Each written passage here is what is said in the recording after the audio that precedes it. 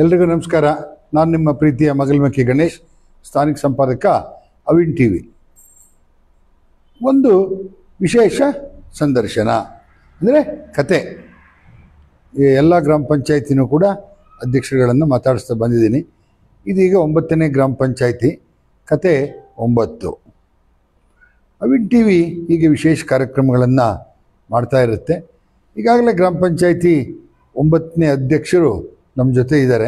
ನೋಡೋಣ ನಿಮ್ಮ ಗ್ರಾಮ ಪಂಚಾಯತಿ ಕತೆ ಗಣೇಶನ ಜೊತೆ.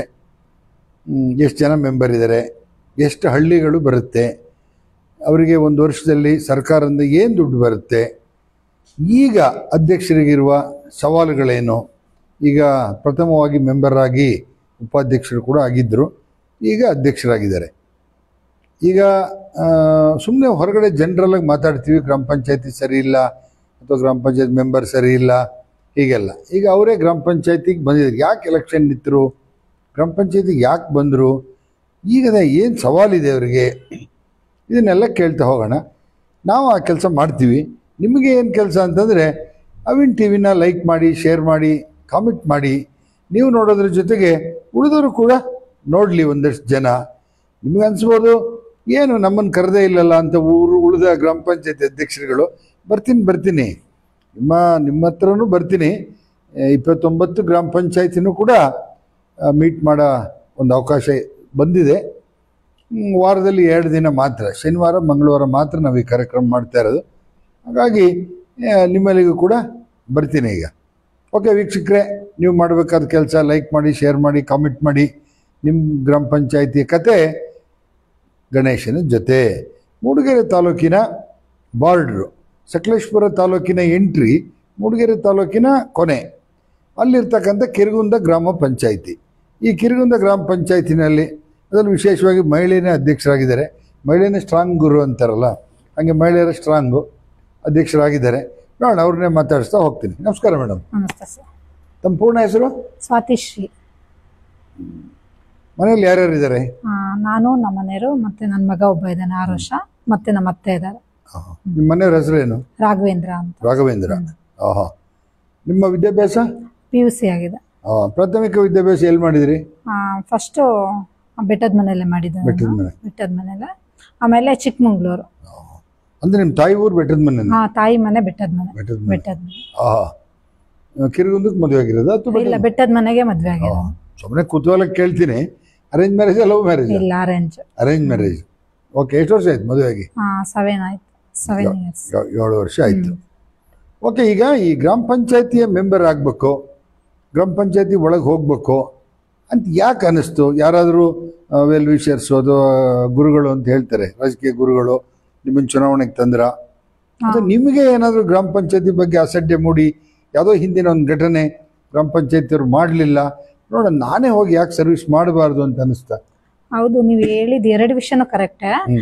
ಒಂದು ವಿಷಯ, ಫಸ್ಟ್ ನಾನು ಗ್ರಾಮ ಪಂಚಾಯತಿಗೆ ಎಂಟ್ರಿ ಆಗಕ್ಕೆ ಅವಕಾಶಗಳು ಏನು ಅಂದ್ರೆ ಸಾಮಾನ್ಯ ಮಹಿಳೆ ಸ್ಥಾನ ಬಂದಿತ್ತು, ಅವಕಾಶನೂ ಚೆನ್ನಾಗಿತ್ತು, ಅಂದ್ರೆ ಯಾರು ಇರ್ಲಿಲ್ಲ, ಅದೊಂದು ಅವಕಾಶ ಅನ್ಬೋದು. ಮತ್ತಿನ್ನೊಂದು ಅದೇ ನೀವು ಅಸಡ್ಡೆ ಅಂದ್ರಲ್ಲ, ಅದು ಈಗಾಗ್ಲೇ ನಾನು ಕೆಲವೊಂದು ಇನ್ಸಿಡೆಂಟ್ಗಳಿಗೆ ಹಳೆ MLAಗಳನ್ನ ಭೇಟಿ ಮಾಡಿದ್ದು ಉಂಟು.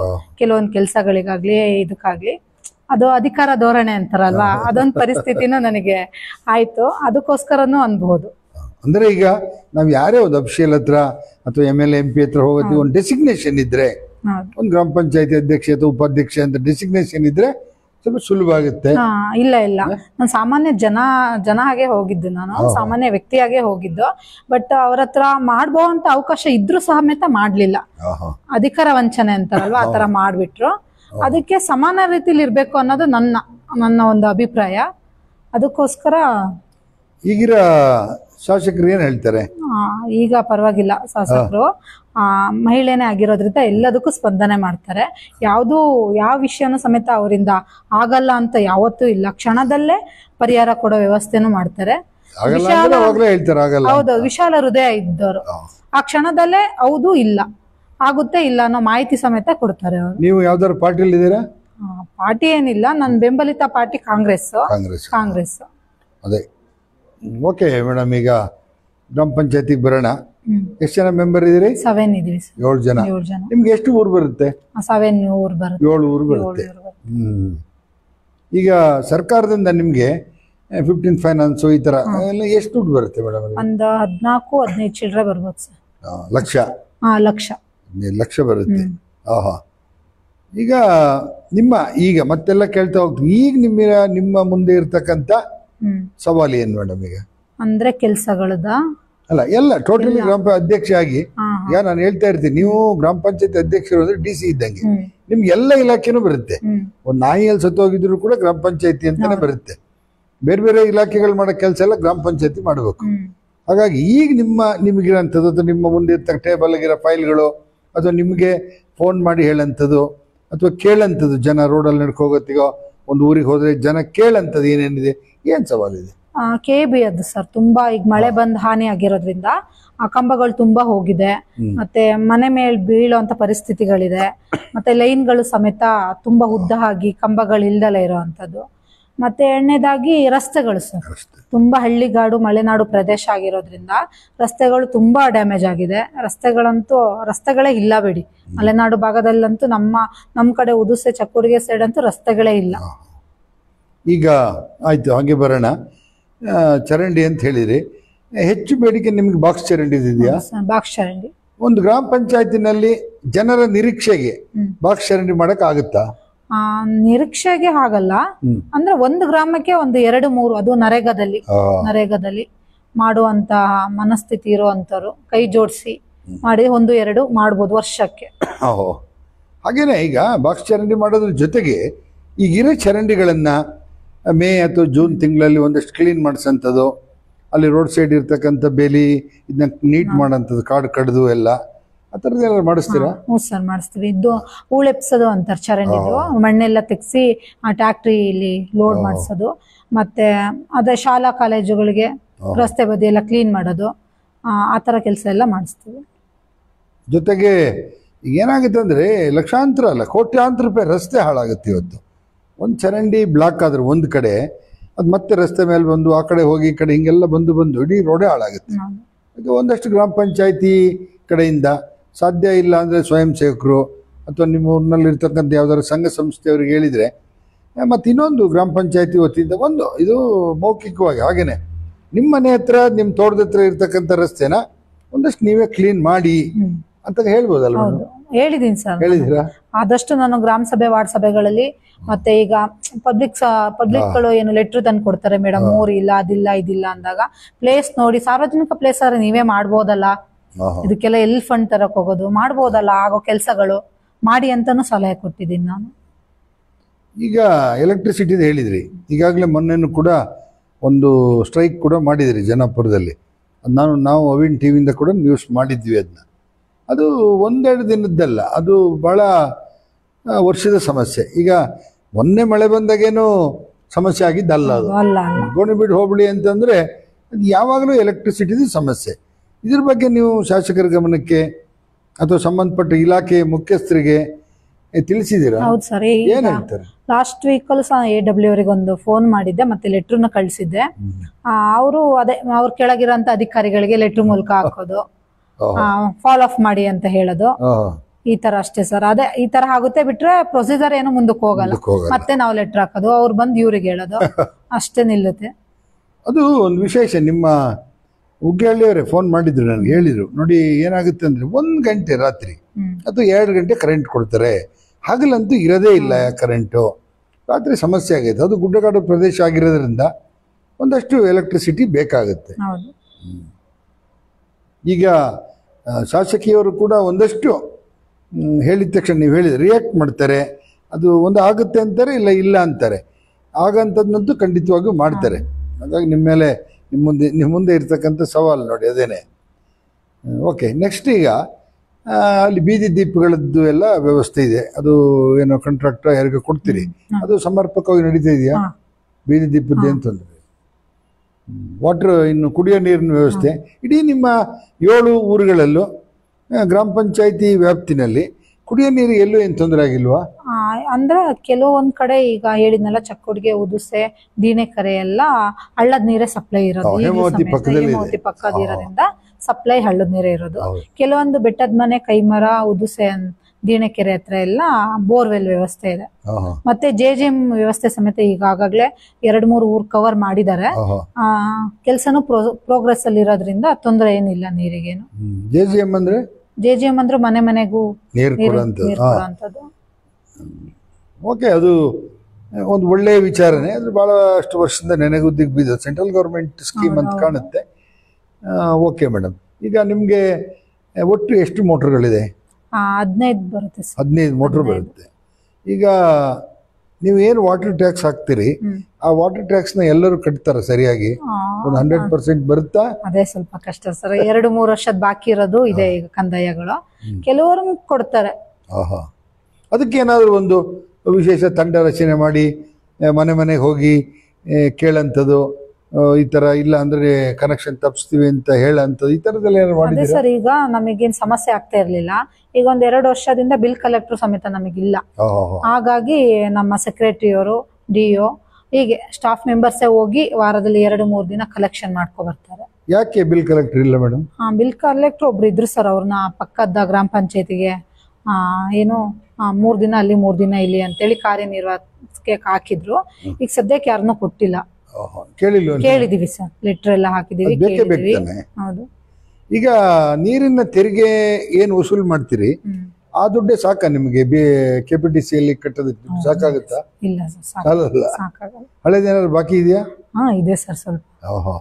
ಹೊಸದಾಗಿ ಈಗ ನೀವು ಅಧ್ಯಕ್ಷರಾದ್ಮೇಲೆ ಈಗ ಒಂದು 3-4 ವರ್ಷ ತಗೊಳ್ಳೋಣ, ಏನಾದ್ರು ಯೋಚನೆ ಮಾಡಿದ್ರೆ ಒಂದು ಪರ್ಮನೆಂಟ್ ಕುಡಿಯೋ ನೀರಿನ ವ್ಯವಸ್ಥೆನ ಮಾಡಬೇಕು. ಯಾಕೆಂತಂದ್ರೆ ಮೋಟ್ರ್ ಕೆಟ್ಟೋಗೋದು ಇನ್ನೊಂದು ಅದೆಲ್ಲ ಮಾಮೂಲಿ. ಆದರೆ ಹೇಮಾವತಿ ನದಿನೇ ನಿಮ್ಮ ಗ್ರಾಮ ಪಂಚಾಯತಿ ಒಳಗಡೆ ಹರಿದು ಹೋಗ್ತಾ ಇರೋದ್ರಿಂದ ಅಷ್ಟು 7 ಗ್ರಾಮಗಳಿಗೆ ಒಂದೇ ಯೂನಿಟ್ನಲ್ಲಿ ಏನಾದ್ರು ಮಾಡ್ಬೋದಾ ಕುಡಿಯೋ ನೀರು? ಅಲ್ಲಿ ಯಾವಾಗಲೂ ನೀರು ಇದ್ದೇ ಇರುತ್ತೆ ಹೇಮಾವತಿನಲ್ಲಿ. ಆ ಥರದ್ದು ಏನಾದ್ರು ಪ್ಲಾನ್ ಇದೆಯಾ ಮೇಡಮ್? ಮಾಡ್ಬೋದು ಸರ್. ಅದೇ ಬಾಕ್ಸ್ ತರ ಬಂದು ಈಗೆಲ್ಲ ಒಂದು ಸ್ಕೀಮ್ ಬಂದಿದೆ ನೋಡಿ, ನೀರ್ ಸಂಗ್ರಹಣ ಮಾಡಿ ಅದರಿಂದ ವಾಟರ್ ಟ್ಯಾಂಕ್ ಮೂಲಕ ಕೊಡ್ಬೋದು ಅಂತ ಹೇಳಿ.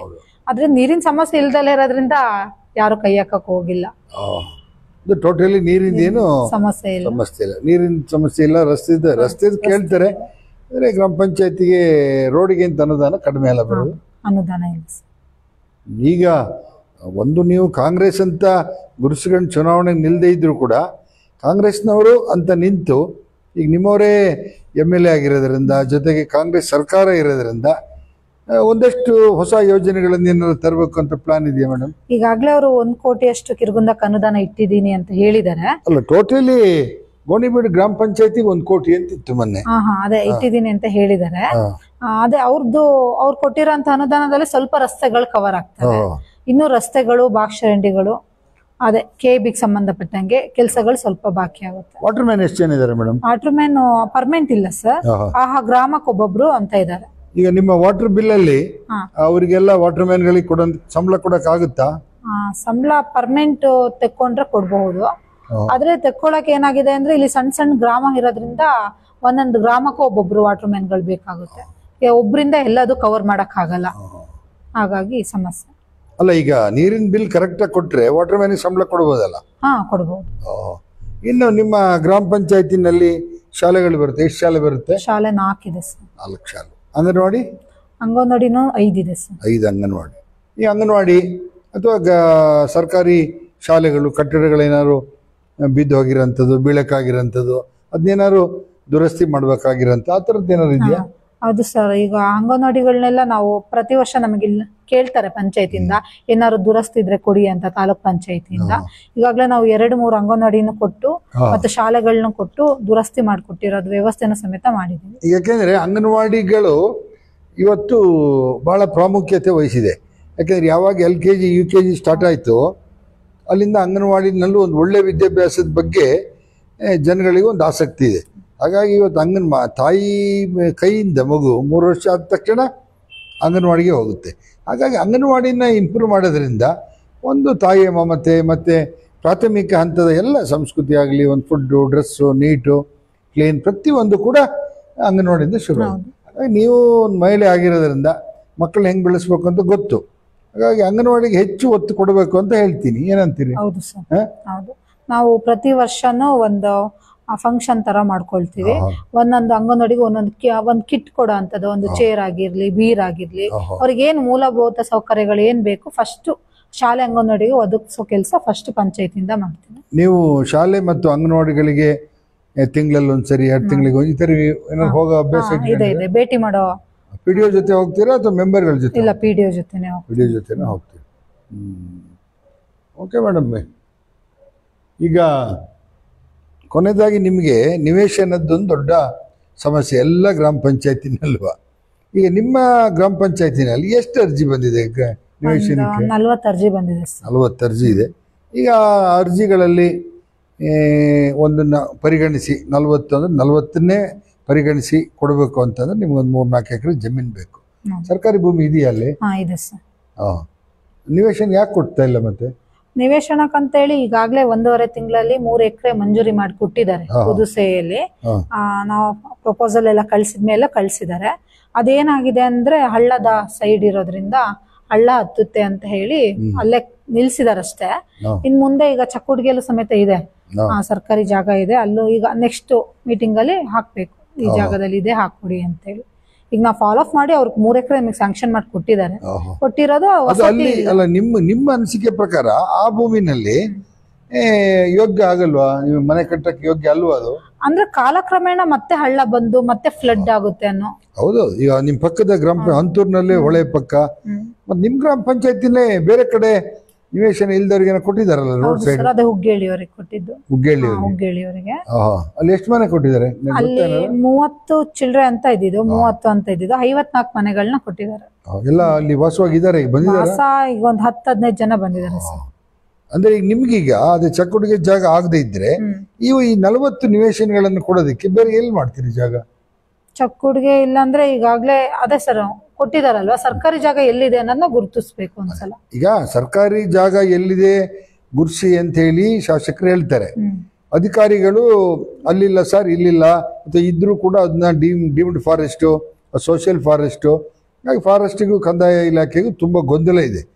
ಹಾಗಾಗಿ ನೀವೇ ಗುರುಸ್ಬೇಕು, ನಿಮ್ಮ ಜವಾಬ್ದಾರಿ. ಈಗ ಒಂದಷ್ಟು ಎಲ್ಲರೂ ಸರ್ಕಾರಿ ಭೂಮಿ ಇದ್ದರೆ ನೀವು ಹೆಂಗೂ 7 ಜನ ಮೆಂಬರ್ಗಳಿದ್ದೀರಿ, ಹಂಗಾಗಿ 7 ಜನ ಮೆಂಬರ್ಗಳು ಗುರುಸಿದ್ರೆ ಆಗ ಸುಲಭ ಆಗುತ್ತೆ ಅಲ್ವಾ? ಈಗ MLA ಅವ್ರು ಗುರುಸ್ಕೊಡೋದು ಕಷ್ಟದ ಕೆಲಸ. ಈಗ ಸುಮಾರು 20 ವರ್ಷ ಆಯ್ತೇನ ಭೂಮಿನೇ ಕೊಟ್ಟಿಲ್ಲ, ಯಾರಿಗೂ ಕೊಟ್ಟಿಲ್ಲ. ಮನೆಗಳು ಕೊಡ್ಬೋದೇನಾ, ಕೊಟ್ಟಿಲ್ಲ. ಈಗ 7 ಜನ ಮೆಂಬರ್ಗಳಿದ್ದೀರಿ, ನೀವು 7 ಜನನು ಕೂಡ ಹೊಂದಾಣಿಕೆಯಲ್ಲಿದ್ದೀರಾ. ಅವತ್ತು ಬಿಡಿ, ಅವತ್ತು ಚುನಾವಣೆಯಲ್ಲಿ ಎಲೆಕ್ಷನ್ನು ಅದೇನೇನು ಆಯ್ತು ಹೋಯ್ತು. ಈಗ 7 ಜನನು ಒಮ್ಮತದಲ್ಲಿದ್ದೀರಾ? ಈಗೇನು 14 ಲಕ್ಷ 15 ಲಕ್ಷ ಬಂದಾಗ ಅಥವಾ ಮನೆಗಳು ಬಂದಾಗ ಸರಿಯಾಗಿ ಹಂಚಿಕೊಂಡು ಕೆಲಸ ಮಾಡೋಂಥದ್ದು ಮಾಡ್ತೀರಾ? ಪಿಡಿಒ ಮತ್ತೆ ನಿಮ್ಮ ಸೆಕ್ರೆಟರಿ, ನಿಮ್ಮ ಸ್ಟಾಫು ಸರಿಯಾಗಿ ಕೆಲಸ ಮಾಡ್ತಾ ಇದೆಯಾ? ಅಲ್ಲ, ಕೆಲವು ಕಡೆ ಏನಾಗುತ್ತೆ ಅಂದ್ರೆ ಪಿಡಿಒಗಳೇ ಒಂದ್ ಕಡೆ, ಸೆಕ್ರೆಟರಿ ಒಂದ್ ಕಡೆ, ಅಲ್ಲಿ ಬೇರೆ ನೌಕರರೇ ಒಂದ್ ಕಡೆ ಆಗಿ ಅಧ್ಯಕ್ಷರಿಗೆ ಕಿರುಕುಳ ಕೊಡಬೇಕಂತ ಹಚ್ಚಾಕದಂತೀವಿ ಹಳ್ಳಿಲಿ. ಒಂದು ಸ್ವಲ್ಪ ಹಚ್ಚಾಕ ಕಾರ್ಯಕ್ರಮ ಜಾಸ್ತಿ ನಡೀತದೆ. ನಿಮ್ಮಲ್ಲಿ ಆ ಥರ ಇಲ್ಲ ಸರ್, ಆ ಥರ ಇಲ್ಲ. ನಾವು ಮಾಡೋ ಪ್ರತಿ ಒಂದು ಕೆಲಸಕ್ಕೂ ಅವರೇ ಗೈಡ್ಲೈನ್ಸ್ ಕೊಟ್ಕೊಂಡು, ಆಗಲ್ಲ ಹೀಗೆ ಸರ್ಕಾರದ ಸುತ್ತೋಲೆ ಈ ಥರ ಇದೆ, ಈಗ ಹೋಗ್ಬೇಕು ನೀವು ಅಂತೇಳಿ ಒಮ್ಮತದಲ್ಲೇ ಇದ್ದಾರೆ ಸರ್ ಎಲ್ಲ. ಈಗ ಗ್ರಾಮ ಪಂಚಾಯತಿನಲ್ಲಿ ಭ್ರಷ್ಟಾಚಾರ ನಡೀತದೆ, ಲಕ್ಷಾಂತರ ಹೊಡೆದ್ರು, ಕೋಟ್ಯಾಂತರ ಹೊಡೆದ್ರು ಅಂತ ನೀವು ಪತ್ರಿಕೆಯಲ್ಲಾಗಲಿ ವಾಹಿನಿಗಳಲ್ಲೆಲ್ಲ ನೋಡಿದಿರಿ. ಈಗ ಏನಾಗುತ್ತೆ ಅಂದರೆ ನೀವೇ ಆಗಲಿ ಒಂದು ಫೈಲ್ ತಂದಿಟ್ಟಾಗ PDO ಆಗಲಿ ಸೆಕ್ರೆಟ್ರಿ ನೋಡ್ದೇ ಸೈನ್ ಮಾಡಿರ್ತಾರೆ. ಈಗೆಲ್ಲ ಇರ್ತದೆ, 10 ರೂಪಾಯಿ ಆಗಲಿ ಲಕ್ಷ ಆಗಲಿ ಸರ್ಕಾರಿ ದುಡ್ಡು, ಸಾರ್ವಜನಿಕರ ದುಡ್ಡು. ಹಾಗಾಗಿ ನೀವು ಎಲ್ಲ ಬಿಲ್ಗಳನ್ನು ಸರಿಯಾಗಿ ಪರಿಶೀಲನೆ ಮಾಡಿ ಸಿಗ್ನೇಚರ್ ಮಾಡ್ತಿರೋ ಅಥವಾ ಗಡಿಬಿಡಿನಲ್ಲಿ ಏನೋ ತಂದಿದಾರಲ್ಲ PDO ಅಂತ ಸಿಗ್ನೇಚರ್ ಮಾಡ್ಕೊಡ್ತೀರೋ? ಇಲ್ಲ ಸರ್, ಆ PDO ಸೈನ್ ಹಾಕೋಕ್ಕಿಂತ ಮುಂಚೆನೆ ನನಗೆ ಕೊಡ್ತಾರೆ. ಫಸ್ಟ್ ನನ್ನೆಲ್ಲ ಕ್ಲಿಯರ್ ಆದ್ಮೇಲೆ ಡೌಟ್ ಇರೋ ಕರೆದು ಕೇಳ್ತೀನಿ ಏನಿದು ಅಂತೇಳಿ, ಎಕ್ಸ್ಪ್ಲೇನ್ ಮಾಡೇ ನಾನು ಸೈನ್ ಹಾಕೋದು. ಈಗ ಕೋಟ್ಯಾಂತರ ರೂಪಾಯಿ ಲಕ್ಷಾಂತರ ರೂಪಾಯಿ ಭ್ರಷ್ಟಾಚಾರ ನಡೀತದೆ ಗ್ರಾಮ ಪಂಚಾಯತಿಲಿ ಅಂತ ನಿಜಾನ? ಅದು ಸುಳ್ಳು ಸರ್. ಯಾಕೆಂದ್ರೆ ಕೋಟಿ ಲಕ್ಷ ಎಲ್ಲ ದುಡ್ಡು ಬರೋದೇ ಇಲ್ಲ ಪಂಚಾಯತಿಗೊಂದು. ಮತ್ತಿನ್ನೊಂದು ತೆರೆದ ಪುಸ್ತಕ ಇದ್ದಂಗೆ ಪಂಚಾಯತಿ.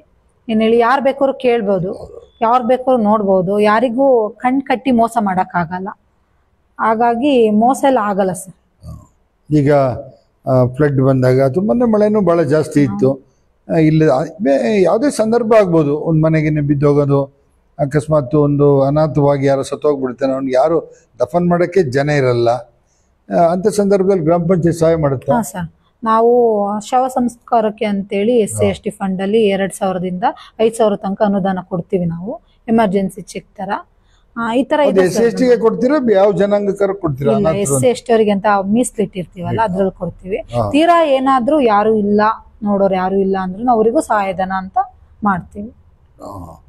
ಈಗ ಈಗ ಹೇಳಿದೆ ಮೊನ್ನೆ ಮಳೆ ಬಂದು ಸಡನ್ ಆಗಿ ಮನೆ ಬಿದ್ದೋಗಿ ಇಲ್ಲ ಗೋಡೆ ಬಿದ್ದೋಗಿ ಅವ್ರು ವಾಸ ಮಾಡೋಕ್ಕೆ ಯೋಗ್ಯ ಇಲ್ದಂಥ ಸ್ಥಳದ ಅಥವಾ ಅವರಿಗೆ ಊಟಕ್ಕೆ ದುಡ್ಡಿಲ್ದಂಥ ವ್ಯಕ್ತಿಗಳು ಆ ಸಂದರ್ಭದಲ್ಲಿ ಆದಾಗ ಕೂಡಲೇ ಒಂದು ತಿಂಗಳ ಮಟ್ಟಿಗಾದ್ರು ಜಸ್ಟ್ ಒಂದು ಶೆಡ್ ಹಾಕೊಡೋಂಥದ್ದು, ಒಂದು ಅವ್ರಿಗೆ ಏನಾದ್ರು ಒಂದಷ್ಟು ಆಹಾರದ ಕಿಟ್ ಕೊಡೋಂಥದ್ದು ಗ್ರಾಮ ಪಂಚಾಯತಿ ಕಡೆ ನಡೀತದ? ಹಾ ಸರ್, ನಡೆಯುತ್ತೆ. ನಾವು ಕೊರೋನಾದಲ್ಲೆಲ್ಲ ಪ್ರತಿ ಮನೆಗಳಿಗೂ ಕೊಟ್ಟಿದೀವಿ ಕಿಟ್ಟು. ಈ ಸಲ ಏನಾಗಿದೆ ಅಂದ್ರೆ ಅದೇ ಫಂಡ್ ಸ್ವಲ್ಪ ಕಮ್ಮಿ ಇರೋದ್ರಿಂದನು ಅಂದ್ರೆ ನಾವು ಕೇಳಿದೀವಿ ಅವ್ರು, ನೀವು ಬೇರೆ ಸ್ಥಳಕ್ಕೆ ಹೋಗ್ತೀರಾ, ನಾವು ವ್ಯವಸ್ಥೆ ಮಾಡ್ತೀವಿ, ಇಲ್ಲ ಅಂದ್ರೆ ಶಾಲೆಗಳಲ್ಲೆಲ್ಲ ವ್ಯವಸ್ಥೆ ಮಾಡ್ತೀವಿ ಅಂತ ಹೇಳಿ ಕೇಳಿದೀವಿ. ಅವರು ಇಲ್ಲ, ನಮ್ಮ ರಿಲೇಟಿವ್ ಮನೆಗಳಲ್ಲಿ ಇರ್ತೀವಿ, ಸಮಸ್ಯೆ ಇಲ್ಲ ಅಂತ ಹೇಳಿ ಅಂದ್ರೆ ಕೆಲ್ಸಕ್ಕೆ ಶಾಲೆಗೆ ಮಕ್ಳನ್ನೆಲ್ಲ ಕಳಿಸ್ಬೇಕಲ್ವಾ, ಹಾಗಾಗಿ ಅವ್ರಿಗೆ ಕಷ್ಟ ಆಗೋದ್ರಿಂದ ಮಾಡ್ಕೊಳ್ತೀವಿ, ಅವರೇ ಮಾಡ್ಕೊಳ್ತೀವಿ ಅಂತ ಹೇಳಿದ್ರಿಂದ ಅಷ್ಟೇನು ಇದಾಗ್ಲಿಲ್ಲ ಸರ್. ಬಯಲು ಮುಕ್ತ ಶೌಚಾಲಯ ಮಾಡಬೇಕು ಅಂತ ಸರ್ಕಾರ ಬೊಬ್ಬೆ ಹೊಡಿತಾ ಇದೆ. ಹಾಗಾಗಿ ನಿಮ್ಮಲ್ಲಿ ಎಲ್ಲರ ಮನೆಯಲ್ಲೂ ಟಾಯ್ಲೆಟ್ ಆಗಿದೆಯಾ? ಇದೆ ಸರ್, ಇದೆ. ಈಗಿದೆ. ಈಗ ಹೊಸದಾಗಿ ಮಾಡೋ ಅಂತ ಮನೆಗಳು, ಕಟ್ಟೋ ಮನೆಗಳು ಅವ್ರಿಗೆ ಮಾತ್ರ ಮಾಡ್ಬೇಕಷ್ಟೇ. ಇನ್ನು ಶುಚಿತ್ವದ ಬಗ್ಗೆ, ಈಗ ಒಂದು ವ್ಯಾನ್ ಕೊಟ್ಟಿರ್ತಾರೆ, ಒಂದು ಶುಚಿತ್ವದ ಬಗ್ಗೆ ನೀವು ಭಾಳಷ್ಟು ಜನ ಮೈಕೆಲ್ಲ ಹಾಕಿ ಎಲ್ಲ ಹೇಳ್ತೀರಿ.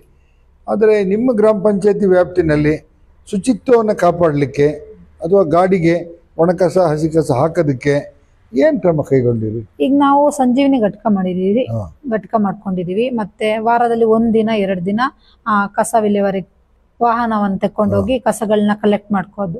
ಬರೀ ಒಣ ಕಸ ಮಾತ್ರ ಕಲೆಕ್ಟ್ ಮಾಡ್ಕೊಳ್ತೀವಿ. 2 ಆಟೋ ಚಾಲಕಿ ಮಹಿಳೆಯರೇ ಇದ್ದಾರೆ, ವ್ಯವಸ್ಥೆ ಮಾಡಿದ್ವಿ. ಮಹಿಳೆಯರೇ ಇಬ್ಬರು ಚಾಲಕಿಯರು ಸಂಘದವರೇ ಇದ್ದಾರೆ ಸಂಜೀವಿನಿ.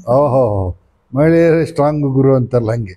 ಈಗ ಕಸನ ಹಾಕೋದಕ್ಕೆ ಎಲ್ಲಿ ಒಂದೆರಡು ಮಾಡಿದಿರಾ ಏನಾರು? ಸರ್, ಚಕ್ಕೋಡ್ಗೆಯಲ್ಲಿ ಮಾಡಿದೀವಿ ಸಂಜೀವಿನಿ ಶೆಡ್ ಅಂತ. ಎಷ್ಟು ಎಕರೆ ಇದೆ ಅದು? ಅದು 1 ಎಕರೆ ಕೊಟ್ಟಿದ್ದಾರೆ. 1 ಎಕರೆಗೂ ಮಾಡ್ಕೊಂಡಿದೀವಿ.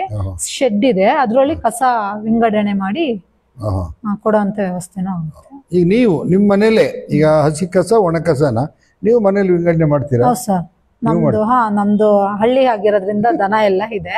ಹಸಿ ಕಸನೆಲ್ಲ ಅದಕ್ಕೆ ಹಾಕ್ತಿವಿ, ಒಣ ಕಸನೆಲ್ಲ ಪಂಚಾಯತಿ ಗಾಡಿ ಬರುತ್ತಲ್ವಾ ಅದಕ್ಕೆ ಹಾಕ್ತೀವಿ. ಅಂದ್ರೆ ನೀವೇ ಮೇಂಟೈನ್ ಮಾಡ್ತೀರಿ. ಎಲ್ಲ ಕೇಳ್ತಾರಲ್ಲ ಅಧ್ಯಕ್ಷರೇ, ನೀವೇನ್ ಮೇಂಟೈನ್ ಮಾಡಿದಿರಿ ಅಂತ. ಈಗ ಹಣ ಬಿಡುಗಡೆ ನಿಮಗೆ ಅದೇ ಮೆಂಬರ್ಗಳ ಆಧಾರದ ಮೇಲೆ ಸಿಗೋಂಥದ್ದು. ಎರಡನೇದು, ರೈತರಿಗೆ ಅಂತ ಏನು ವಿಶೇಷ ಕಾರ್ಯಕ್ರಮ ಇದೆ ಮೇಡಮ್ ಗ್ರಾಮ ಪಂಚಾಯತಿಯಿಂದ? ನರೇಗಾದಲ್ಲಿ ಸರ್ ಕಾಲುವೆಗಳನ್ನ ಮಾಡಿಸಿದೀವಿ ಸರ್ ಸುಮಾರು. ಈಗ ಈ ವರ್ಷದಲ್ಲೇ ಒಂದು 10 ಲಕ್ಷದಷ್ಟು ಪ್ರೋಗ್ರೆಸ್ ಇದೆ. ಅದೇ ಗದ್ದೆಗಳಿಗೆ ಕಾಲುವೆಗಳನ್ನ ಬಿಡಿಸ್ಕೊಡೋ ಅಂತದ್ದು, ಮತ್ತೆ ಹಿಂಗು ಗುಂಡಿ, ಮತ್ತೆ ಕೆರೆಗಳು, ಮತ್ತೆ ನೀರ್ ಬಿಡಿಸೋ ಕೌಲಿಗಳು ಮಾಡ್ತಿರ್ಲಿ. ಈಗ ಅಡಿಕೆ ಹಾಕಿದ್ರೆ ಅದಕ್ಕೊಂದು 70,000 ಏನೋ ಕೊಡ್ತೀರಿ. ಮೆಣಸು, ಕಾಫಿ. ರೈತರಿಂದ ಏನ್ ಬೇಡಿಕೆ ಇದೆ ನಿಮ್ಗೆ? ಅವ್ರಿಗೆ ಕಾಲುವೆಗಳೇ ಸರ್ ಮೇನ್, ಕಾಲುವೆಗಳು. ತೋಟ ಇರೋದ್ರಿಂದ ಅವ್ರೇ ಹಾಕೊಂತಾರೆ. ಈಗ ಇನ್ನೊಂದೇನಂದ್ರೆ ಗ್ರಾಮ ಪಂಚಾಯತಿ ನಮ್ದು ಇಷ್ಟನೇ ಸ್ಥಾನ ಅಂತಾರೆ, ನಿಮ್ದು ಎಷ್ಟನೇ ಸ್ಥಾನದಲ್ಲಿದೆ? ಅದು ವೇರಿಯೇಷನ್ ಆಗ್ತಿರುತ್ತೆ ಸರ್ ತಿಂಗಳಿಗೆ. ಈಗ 44 ಅಂತ ಲಾಸ್ಟ್ ಮಂತ್. 44 ಅಂದ್ರೆ ಡಿಸ್ಟ್ರಿಕ್ಟ್ ಅಲ್ಲ? ಹಾ ಸರ್, ತಾಲೂಕಲ್ಲಿ. ನಮ್ಮ ತಾಲೂಕಲ್ಲಿ 29 ಗ್ರಾಮ ಪಂಚಾಯತಿ ಇರೋದಲ್ಲ, ಅದು ಪರ್ಸೆಂಟೇಜ್ ಬರುತ್ತಲ್ಲ. ಪರ್ಸೆಂಟೇಜ್. ಮತ್ತೆ ಯಾವ್ದಾದ್ರು ಪ್ರಶಸ್ತಿ ಬಂದಿದೆಯಾ ನಿಮ್ ಗ್ರಾಮ ಪಂಚಾಯತಿ? ನಮಗೆ ಅದೇ ಬಯಲು ಮುಕ್ತ ಶೌಚಾಲಯ ಬಂದಿದೆ. ಈಗಲ್ಲ, ಈಗ ನಾವು ಬರಕ್ಕಿಂತ ಮುಂಚೆನೆ ಬಂದಿದೆ. ಆಗ್ಲಿ ಹಿಂದಿನವರು ಕೆಲಸ ಮಾಡಿದ್ದಾರೆ ಅಂತ ಆಯ್ತು. ಸಂಬಳ ಕೊಡ್ತಾರ ಅಧ್ಯಕ್ಷರುಗಳಿಗೆಲ್ಲ? ಎಷ್ಟು? 6. ಉಪಾಧ್ಯಕ್ಷರಿಗೆ 4. ಮೆಂಬರ್ಗಳಿಗೆ ಏನ್ ಕೊಡ್ತಾರೆ? 2 ಕೊಡ್ತಾರೆ ಸರ್.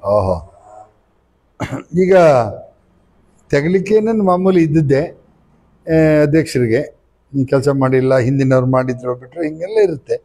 ಆದರೆ ನಿಮ್ಮ ಈ 1 ವರ್ಷದಲ್ಲಿ ಅಧ್ಯಕ್ಷರು ಆದಮೇಲೆ ನಿಮ್ಮನ್ನ ಯಾರಾದರೂ ಈ ಹಿಂದಿನಗಿಂತ ಪರವಾಗಿಲ್ಲ ಅಧ್ಯಕ್ಷರು ಕೈಗೆ ಸಿಗ್ತಾರೆ, ಫೋನ್ ಮಾಡಿದ್ರೆ ಸಿಗ್ತಾರೆ, ಸರಳ ವ್ಯಕ್ತಿ, ನೇರವಾಗಿ ಮಾತಾಡ್ತಾರೆ, ಒಂದಷ್ಟು ಕೆಲಸ ಮಾಡ್ತಾರೆ ಅಂತ ಹೊಗಳಿದ್ದಾರೆ ಯಾರು? ಅದು ಒಂದು ಇನ್ಸಿಡೆಂಟ್ ಆಯ್ತು. ಅಂದ್ರೆ ಪಾಪ ಹಳೆ ಇದ್ದಂತ ಮೆಂಬರ್ಸ್ಗಳಾಗ್ಲಿ ಅಧ್ಯಕ್ಷಗಳು ಪ್ರಯತ್ನ ಪಟ್ಟಿದ್ದಾರೆ ಗ್ರಾಮ ಪಂಚಾಯತಿ ಕಟ್ಟಡ ಕಟ್ಟೋಕೆ. ಅದು 8 ವರ್ಷದಿಂದ ಹಾಗೆ ಆಗ್ತಾ ಬಂತು. ಈಗ ನಾನ್ ಬಂದು 2.5 ವರ್ಷ ಆದ್ಮೇಲೆ ಅದು ಹಾಗೆ ನಿಲ್ತಾ ಬಂತು. ನಾನು ಅಧ್ಯಕ್ಷ ಆಗಿ ಕೆಲವೇ 1-1.5 ತಿಂಗಳಲ್ಲಿ ಕಟ್ಟಡನ್ನು ಸ್ಟಾರ್ಟ್ ಮಾಡಿದೆ. ಜೊತೆಗೆ ಮತ್ತೆ ಸಂಜೀವಿನಿ ಘಟಕನು ಸಮೇತ ನನ್ನ ಅವಧಿಲೆ, ಈ 1 ವರ್ಷ ಅವಧಿಲೆ ಸಂಪೂರ್ಣ ಆಯ್ತು. ಹಾಗಾಗಿ ಸ್ವಲ್ಪ ಹೇಳ್ತಾರೆ ನಿಮ್ಮಿಂದ ಆಯ್ತು, ನೀವು ಮನ್ಸ್ ಮಾಡಿದ್ರಿ ಅಂತೇಳಿ. ಖುಷಿ ಆಗುತ್ತೆ ಅವಾಗ? ಖುಷಿ ಆಗುತ್ತೆ. ಯಾರು ಸರಿ ಇಲ್ಲ, ಕಳೆದವರೇ ಪರವಾಗಿರಲಿಲ್ಲ ಮೆಂಬರು, ನೀವು ಸರಿ ಇಲ್ಲ ಅಂದಾಗ ಬೇಜಾರಾಗುತ್ತಾ? ಇಲ್ಲ ಸರ್, ಇದುವರೆಗೂ ನಾನು ಹಿಂದೆ ಏನೋ ಗೊತ್ತಿಲ್ಲ, ನನ್ ಮುಂದೆ ಯಾರು ಹೇಳಿಲ್ಲ. ನೀವೇನ್ ಸ್ವಲ್ಪ ಜೋರು ಅಂತ ನನಗೆ ಹೇಳೋದುಂಟು ಜನ. ಹೌದಾ? ನಿಮ್ಮ ಗ್ರಾಮ ಪಂಚಾಯತಿ ಒಬ್ರು ಬೆಳಿಗ್ಗೆ ಮೆಸೇಜ್ ಹಾಕಿದ್ರಿ ನನ್ನ ಫೇಸ್ಬುಕ್ಕಲ್ಲಿ. ಅವ್ರು ಯಾರು ಅಂತ ಬೇಡ, ನಿಮ್ಮೂರ್ನವರೇ, ಬೇಕಂದ್ರೆ ಡಾಕ್ಯುಮೆಂಟ್ ಆಮೇಲೆ ಕೊಡ್ತೀನಿ ಬೇಕಾದ್ರೆ. ಅವ್ರು ಏನು ಹೇಳ್ತಾರೆ ಅಂದರೆ, ನಾವು ಹೋದಾಗ ಸರಿಯಾಗಿ ಸ್ಪಂದಿಸಲ್ಲ, ಉಡಾಪೆ ಉತ್ತರ ಕೊಡ್ತಾರೆ, ಯಾವುದೇ ಕೆಲಸಗಳನ್ನು ಇದುವರೆಗೂ ಸರಿಯಾಗಿ ಮಾಡ್ತಾ ಇಲ್ಲ. ನೀವು ಅವಿನ್ ಟಿ ವಿನಲ್ಲಿ ಅವ್ರನ್ನ ಕರೆದು ಇಂಟರ್ವ್ಯೂ ಮಾಡ್ತೀವಿ ಅಂದರೆ ನಿಮ್ಮ ಅವಿನ್ ಟಿ ವಿಗೆ ಗೌರವ ಕಡಿಮೆ ಆಗುತ್ತೆ ಅಂತೆಲ್ಲ ಹೇಳಿದರು. ನಿಜನಾ ಮೇಡಮ್? ಇಲ್ಲ ಸರ್, ಹೇಳಕ್ ಸಾಧ್ಯನೇ ಇಲ್ಲ. ಯಾಕೆ ಅಂದ್ರೆ ನಾನು ಫಸ್ಟ್ ಮೆಂಬರ್ಸ್ ಏನೋ ಗೊತ್ತಿಲ್ಲ. ನಾನು ಅಧ್ಯಕ್ಷ ಆದ್ಮೇಲೆ 6 ದಿವಸದಲ್ಲಿ 6 ದಿವಸನೂ ಇರ್ತೀನಿ. ಸಂಜೆ 7 ಗಂಟೆ ಆದ್ರೂ ಆಯ್ತು, 6 ಗಂಟೆ ಆದ್ರೂ ಆಯ್ತು. ನಾನು ಬೆಳಗ್ಗೆ ಪಿಡಿಯೋ ಜೊತೆನೆ ಹೋಗೋದು ಆಫೀಸಿಗೆ, ಹೋದ್ರೆ ಸಂಜೆ ಅವ್ರ ಜೊತೆನೆ ಬರೋದು. ನಾನು ಯಾವ ಪ್ಲೇಸು ಬಿಡಲ್ಲ, ನಾವು ಯಾವ ಸ್ಪಾಟು ಬಿಡಲ್ಲ, ಎಲ್ಲ ಕಡೆನೂ ವಿಸಿಟ್ ಹೋಗ್ತೀನಿ ನಾನು. ಮತ್ತೊಂದು ಅರ್ಜಿ ಬಂತು ಅಂದ ತಕ್ಷಣ ಆ ಪ್ಲೇಸಿಗೆ ವಿಸಿಟ್ ಹೋಗ್ದಲೆ ನಾನು ಯಾವುದು ಹಣ ಮಂಜೂರಾತಿ ಮಾಡಲ್ಲ ನಾನು. ಇನ್ನೂ ಕೆಲವರು ಹೇಳ್ತಾರೆ ಸಾರ್ವಜನಿಕವಾಗಿ, ಸ್ವಲ್ಪ ಸಿಟ್ಟು ಜಾಸ್ತಿ, ಏಕಪಕ್ಷೀಯವಾದ ತೀರ್ಮಾನ ಅಂತ ಹೇಳ್ತಾರೆ. ಇದು ನಿಜ? ನಮ್ಮ ಇಲ್ಲ ಸರ್, ಸಿಟ್ಟು ಸ್ವಲ್ಪ ಜಾಸ್ತಿನೇ. ಯಾಕೆ ಅಂದ್ರೆ ಒಬ್ಬ ಮಹಿಳೆಗೆ ಮರ್ಯಾದೆ ಕೊಡೋದು ಕಲಿಬೇಕು ಸರ್. ನಾವೇನು ಎಕ್ಸ್ಪೆಕ್ಟ್ ಮಾಡಲ್ಲ, ನಮಗೇನು ಪಂಚಾಯಿತಿಯಿಂದ ಏನ್ ಹೇಳಿ ಗೌರವ ಒಂದೇ ಎಕ್ಸ್ಪೆಕ್ಟ್ ಮಾಡೋದು. ಅಂದ್ರೆ ಜನಗಳ ಮುಂದೆ ಬರಲ್ಲ, ಅಧಿಕಾರಿಗಳ ಮುಂದೆ ಸ್ವಲ್ಪ ಏನೋ ಬಂದಿರೋದು, ಸಿಟ್ಟು ಬಂದಿರೋದು. ಹೌದು, ಅದಕ್ಕೂ ನಾನು ಒಂದು ಇನ್ಸಿಡೆಂಟ್ ಹೇಳ್ತೀನಿ. ಅದ್ ಬಿಟ್ರೆ ನಿಷ್ಪಕ್ಷಪಾತ ಸರ್, ನಾನು ಯಾವ ಪಕ್ಷ ಪಾರ್ಟಿ ಅಂತ ಮಾಡಲ್ಲ. ನಾನು ಏನು 7 ಜನ ಮೆಂಬರ್ಸ್ ಇದ್ದಾರೆ, ಅದ್ರಲ್ಲಿ 3 ಜನ ಬಿಜೆಪಿಯರು ಇದ್ದಾರೆ, ನಾವು 4 ಜನ ಇದೀವಿ ಕಾಂಗ್ರೆಸ್ನವರು. ಇದುವರೆಗೂ ಅವರು ಬೇಡ ಅಂದಿದ್ದನ್ನ ನಾವು ಮಾಡಕ್ ಹೋಗಿಲ್ಲ, ನಾನ್ ಬೇಡ ಅಂದಿದ್ನ ಅವ್ರು ಮಾಡಿ ಅಂತಾನು ಹೇಳಕ್ ಹೋಗಿಲ್ಲ. ಅಧ್ಯಕ್ಷರು ಹೇಳಿದ್ರ ಹ್ಞೂ ಮಾಡಿ, ಅವ್ರು ಹೇಳಿದ್ರ ಬೇಡ ಬಿಡಿ, ಅಷ್ಟೇ ಮಾತು, ಜಾಸ್ತಿ ಮಾತು ಇಲ್ಲ ನಮ್ದು, ಆತರ ಇಲ್ಲ. ಅಲ್ಲ, ಒಂದ್ಸರಿ ಸಿಟ್ ಮಾಡಿದೆ ಅಂದ್ರೆ ಏನು ಸಿಟ್ ಮಾಡಿದ್ರು? ಅದೇ ಸರ್, ಒಂದ್ ಶಾಲೆ ವಿಷಯದಲ್ಲಿ ಒಂದ್ ಸ್ವಲ್ಪ ಕಿರ್ಕಾಯ್ತು ಅಧಿಕಾರಿಗಳಿಗೂ ನಮಿಗೂನು. ಅವರು ಏನು ಅಂದ್ರೆ ಅವ್ರದ್ದು ಯೋಚನೆ ಗ್ರಾಮ ಪಂಚಾಯತಿ ಅಧ್ಯಕ್ಷರಿಗೂ ಶಾಲೆಗೂ ಏನ್ ಸಂಬಂಧ ಅನ್ನೋ ತರ ಮಾತಾಡ್ಬಿಟ್ರು. ಈಗ ನಾವ್ ಅಷ್ಟೇನು ಓದಿಲ್ಲ, ನಾನು ಜಸ್ಟ್ PUC ಅಷ್ಟೇ ಮಾಡಿರೋದು. ನಾನು ಪಂಚಾಯತಿ ಒಳಗ್ ಬಂದ್ಮೇಲೆ ಪಂಚಾಯತಿ ಬಗ್ಗೆ ನಾನು ತಿಳ್ಕೊಂಡಿರೋದು. ಅವರೆಲ್ಲ ಅಧಿಕಾರದಲ್ಲಿ ಇರೋದ್ರಿಂದ ಅಧಿಕಾರಿಗಳಿಗೆಲ್ಲ ಗೊತ್ತಿರುತ್ತೆ ಯಾವ ಸೌಲಭ್ಯ ಬರುತ್ತೆ, ಪಂಚಾಯತಿ ಅಧಿಕಾರ ಏನು, ಪಂಚಾಯತಿ ಅಂಡರ್ ಅಲ್ಲಿ ಯಾರ್ಯಾರು ಇರುತ್ತೆ ಅವ್ರಿಗೆ ಗೊತ್ತಿರುತ್ತೆ. ಅವ್ರು ನಮಗೆ ಏನ್ ಗೈಡ್ಲೈನ್ಸ್ ಮಾಡ್ಬೇಕು, ಮೇಡಮ್ ಈ ತರ ಅಲ್ಲ. ಈಗ ನಮ್ PDO ಗೈಡೆನ್ಸ್ ಮಾಡ್ತಾರಲ್ಲ ಹಂಗೆ, ಮೇಡಮ್ ಆ ತರ ಅಲ್ಲ ನೋಡಿ, ಈ ತರ ಇದೆ ಅಂತ ತಿಳುವಳಿಕೆ ಹೇಳ್ಕೊಂಡು ಹೋಗ್ಬೇಕು ನಮ್ ಜೊತೆನು. ಈಗ ನಾವು ಸರ್ಕಾರದ ಕೆಲ್ಸನೇ ಮಾಡ್ತಾ ಇರೋದಲ್ವಾ, ಮಾಡ್ಕೊಂಡು ಹೋಗ್ಬೇಕು. ಅವರು ಅದೇ ಅಧಿಕಾರಿಗಳನ್ನ ಬಿಟ್ಕೊಡೋ ಕೆಲಸ ಅವ್ರು ಮಾಡ್ಲಿಲ್ಲ, ನಮ್ಮನ್ ದೂರ ಅಂತ ಕೆಲಸ ಮಾಡಿದ್ರು. ಅದೊಂದ್ ಸ್ವಲ್ಪ ಕಾಂಪ್ಲಿಕೇಟ್ ಆಯ್ತು ಒಂದ್ ಸ್ವಲ್ಪ. ಈಗ ಏನಾಗುತ್ತೆ ಅಂದ್ರೆ ತಿಳ್ಕೊಳ್ಳಿ ಅಧಿಕಾರಿಗಳೇ, ಗ್ರಾಮ ಪಂಚಾಯತಿಯ ಎಲ್ಲಾ ಇಲಾಖೆಗಳಲ್ಲಿ ಏನ್ ಕೆಲಸ ಮಾಡ್ತಾರೆ ಗ್ರಾಮ ಪಂಚಾಯತಿ ವ್ಯಾಪ್ತಿಗೆ ಬರುತ್ತೆ, ಅದು ಎಲ್ಲದಕ್ಕೂ ಕೂಡ ಸುಪ್ರೀಂ ಪವರ್ ಗ್ರಾಮ ಪಂಚಾಯತಿ ಅಧ್ಯಕ್ಷರು. ಅಂದ್ರೆ ನಿಮ್ಮ ಮೇಲೆ ಅಧಿಕಾರ ನಡೆಸಲ್ಲ, ಅವರು ದಬ್ಬಾಳಿಕೆ ಮಾಡಲ್ಲ, ಏನಿಲ್ಲ. ಆದ್ರೆ ಅಲ್ಲಿ ಸಮಸ್ಯೆಗಳನ್ನ ಗ್ರಾಮ ಪಂಚಾಯತಿ ಅಧ್ಯಕ್ಷರಿಗೆ ಹೇಳ್ತೀರಿ. ಆದರೆ ಗ್ರಾಮ ಪಂಚಾಯತಿ ಅಧ್ಯಕ್ಷರು ಏನಾದ್ರು ಸಲಹೆ ಕೊಟ್ರೆ ಅವ್ರು ಯಾರು ನಮಗೆ ಕೊಡೋದಕ್ಕೆ, ನಮಗೆ ಹಿರಿಯ ಆಫೀಸರ್ಗಳಿದ್ದಾರೆ ಅಂತ ಹೇಳ್ತೀರಿ. ಗಮನದಲ್ಲಿರಲಿ, ರಾಷ್ಟ್ರಪತಿ ನಾಳೆ ಬೆಟ್ಟದ ಮನೆಗೆ ಬಂದರೆ ಆ ಸಭೆಯ ಅಧ್ಯಕ್ಷತೆನ ಗ್ರಾಮ ಪಂಚಾಯತಿ ಅಧ್ಯಕ್ಷರೇ ವಹಿಸೋದು.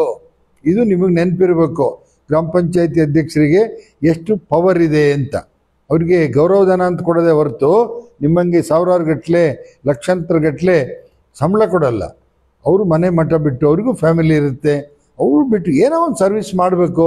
ಮತ್ತು ಒಂದು ತುಡಿತ ಇರುತ್ತೆ, ನನ್ನ ಪೀರಿಯಡಲ್ಲಿ ಇಂಥದೊಂದು ಕೆಲಸ ನಾನು ಮಾಡಲೇಬೇಕು, ಮುಂದಿನ ಟರ್ಮ್ ಏನೋ ಹೆಂಗೋ ಗೊತ್ತಿಲ್ಲ, ಆದರೆ 2ನೇ ಟರ್ಮು ಗ್ರಾಮ ಪಂಚಾಯತಿಲಿ ಗೆಲ್ಲೋದು ಅಷ್ಟು ಸುಲಭನೂ ಅಲ್ಲ. ಅದು ಏನೇ ಇರಲಿ, ಒಂದು ವಿಶ್ವಾಸ ಇಟ್ಟು, ಯಾಕೆಂದರೆ ಅವ್ರದ್ದೇ ಊರು, ಅಕ್ಕಪಕ್ಕ ಊರಾದರೂ ಕೂಡ ಅವರೇ ಅಲ್ಲೇ ಇರೋಂಥದ್ದು. ನೀವಾದರೆ ಕರ್ನಾಟಕ ರಾಜ್ಯದ ಎಲ್ಲ ಕಡೆ ತಿರುಗಾಡ್ತೀರಿ, ಬೇರೆ ಬೇರೆ ಇಲಾಖೆಗಳಿಗೆ ಹೋಗ್ತೀರಿ. ಆದರೆ ಗ್ರಾಮ ಪಂಚಾಯತಿ ಅಧ್ಯಕ್ಷರು ಮಾತ್ರ ಅದೇ ಊರಿನಲ್ಲೇ ಇರೋದವರು. ಹಾಗಾಗಿ ಅವ್ರು ಎಲ್ಲೂ ಹೊರಗಡೆ ಹೋಗೋಕ್ಕಾಗಲ್ಲ. ಹೇಳಿ ಜನಗಳಿಂದ ಇವತ್ತೊಂದು ವಿಚಾರ ಹೇಳಿ ತಪ್ಪಿಸ್ಕೊಳಕ್ಕೂ ಕೂಡ ಅವ್ರಿಗಲ್ಲ. ಹಾಗಾಗಿ ಅವ್ರು ಮಾತಾಡ್ತಾರೆ. ಒಂದಷ್ಟು ಹೆಸರು ಇರ್ತಕ್ಕಂಥ ಕಿರ್ಗುಂದ ಗ್ರಾಮ ಪಂಚಾಯತಿ ಅಧ್ಯಕ್ಷರು ಸ್ವಲ್ಪ ನೇರ ನುಡಿ ಅಂತೇಳಿ. ನಾನು ಇನ್ನೊಬ್ಬರು ಫೋನ್ ಮಾಡಿದ್ರು ನನಗೆ, ಭಾಳ ಒಳ್ಳೆ ಲೇಡಿ, ನೇರವಾಗಿ ಮಾತಾಡ್ತಾರೆ. ಅದು ಶ್ರೀಮಂತಿರಲಿ ಬಡವಿರಲಿ ಯಾರೇ ಇರಲಿ ನೇರವಾಗಿ ಮಾತಾಡ್ತಾರೆ ಅಂತ.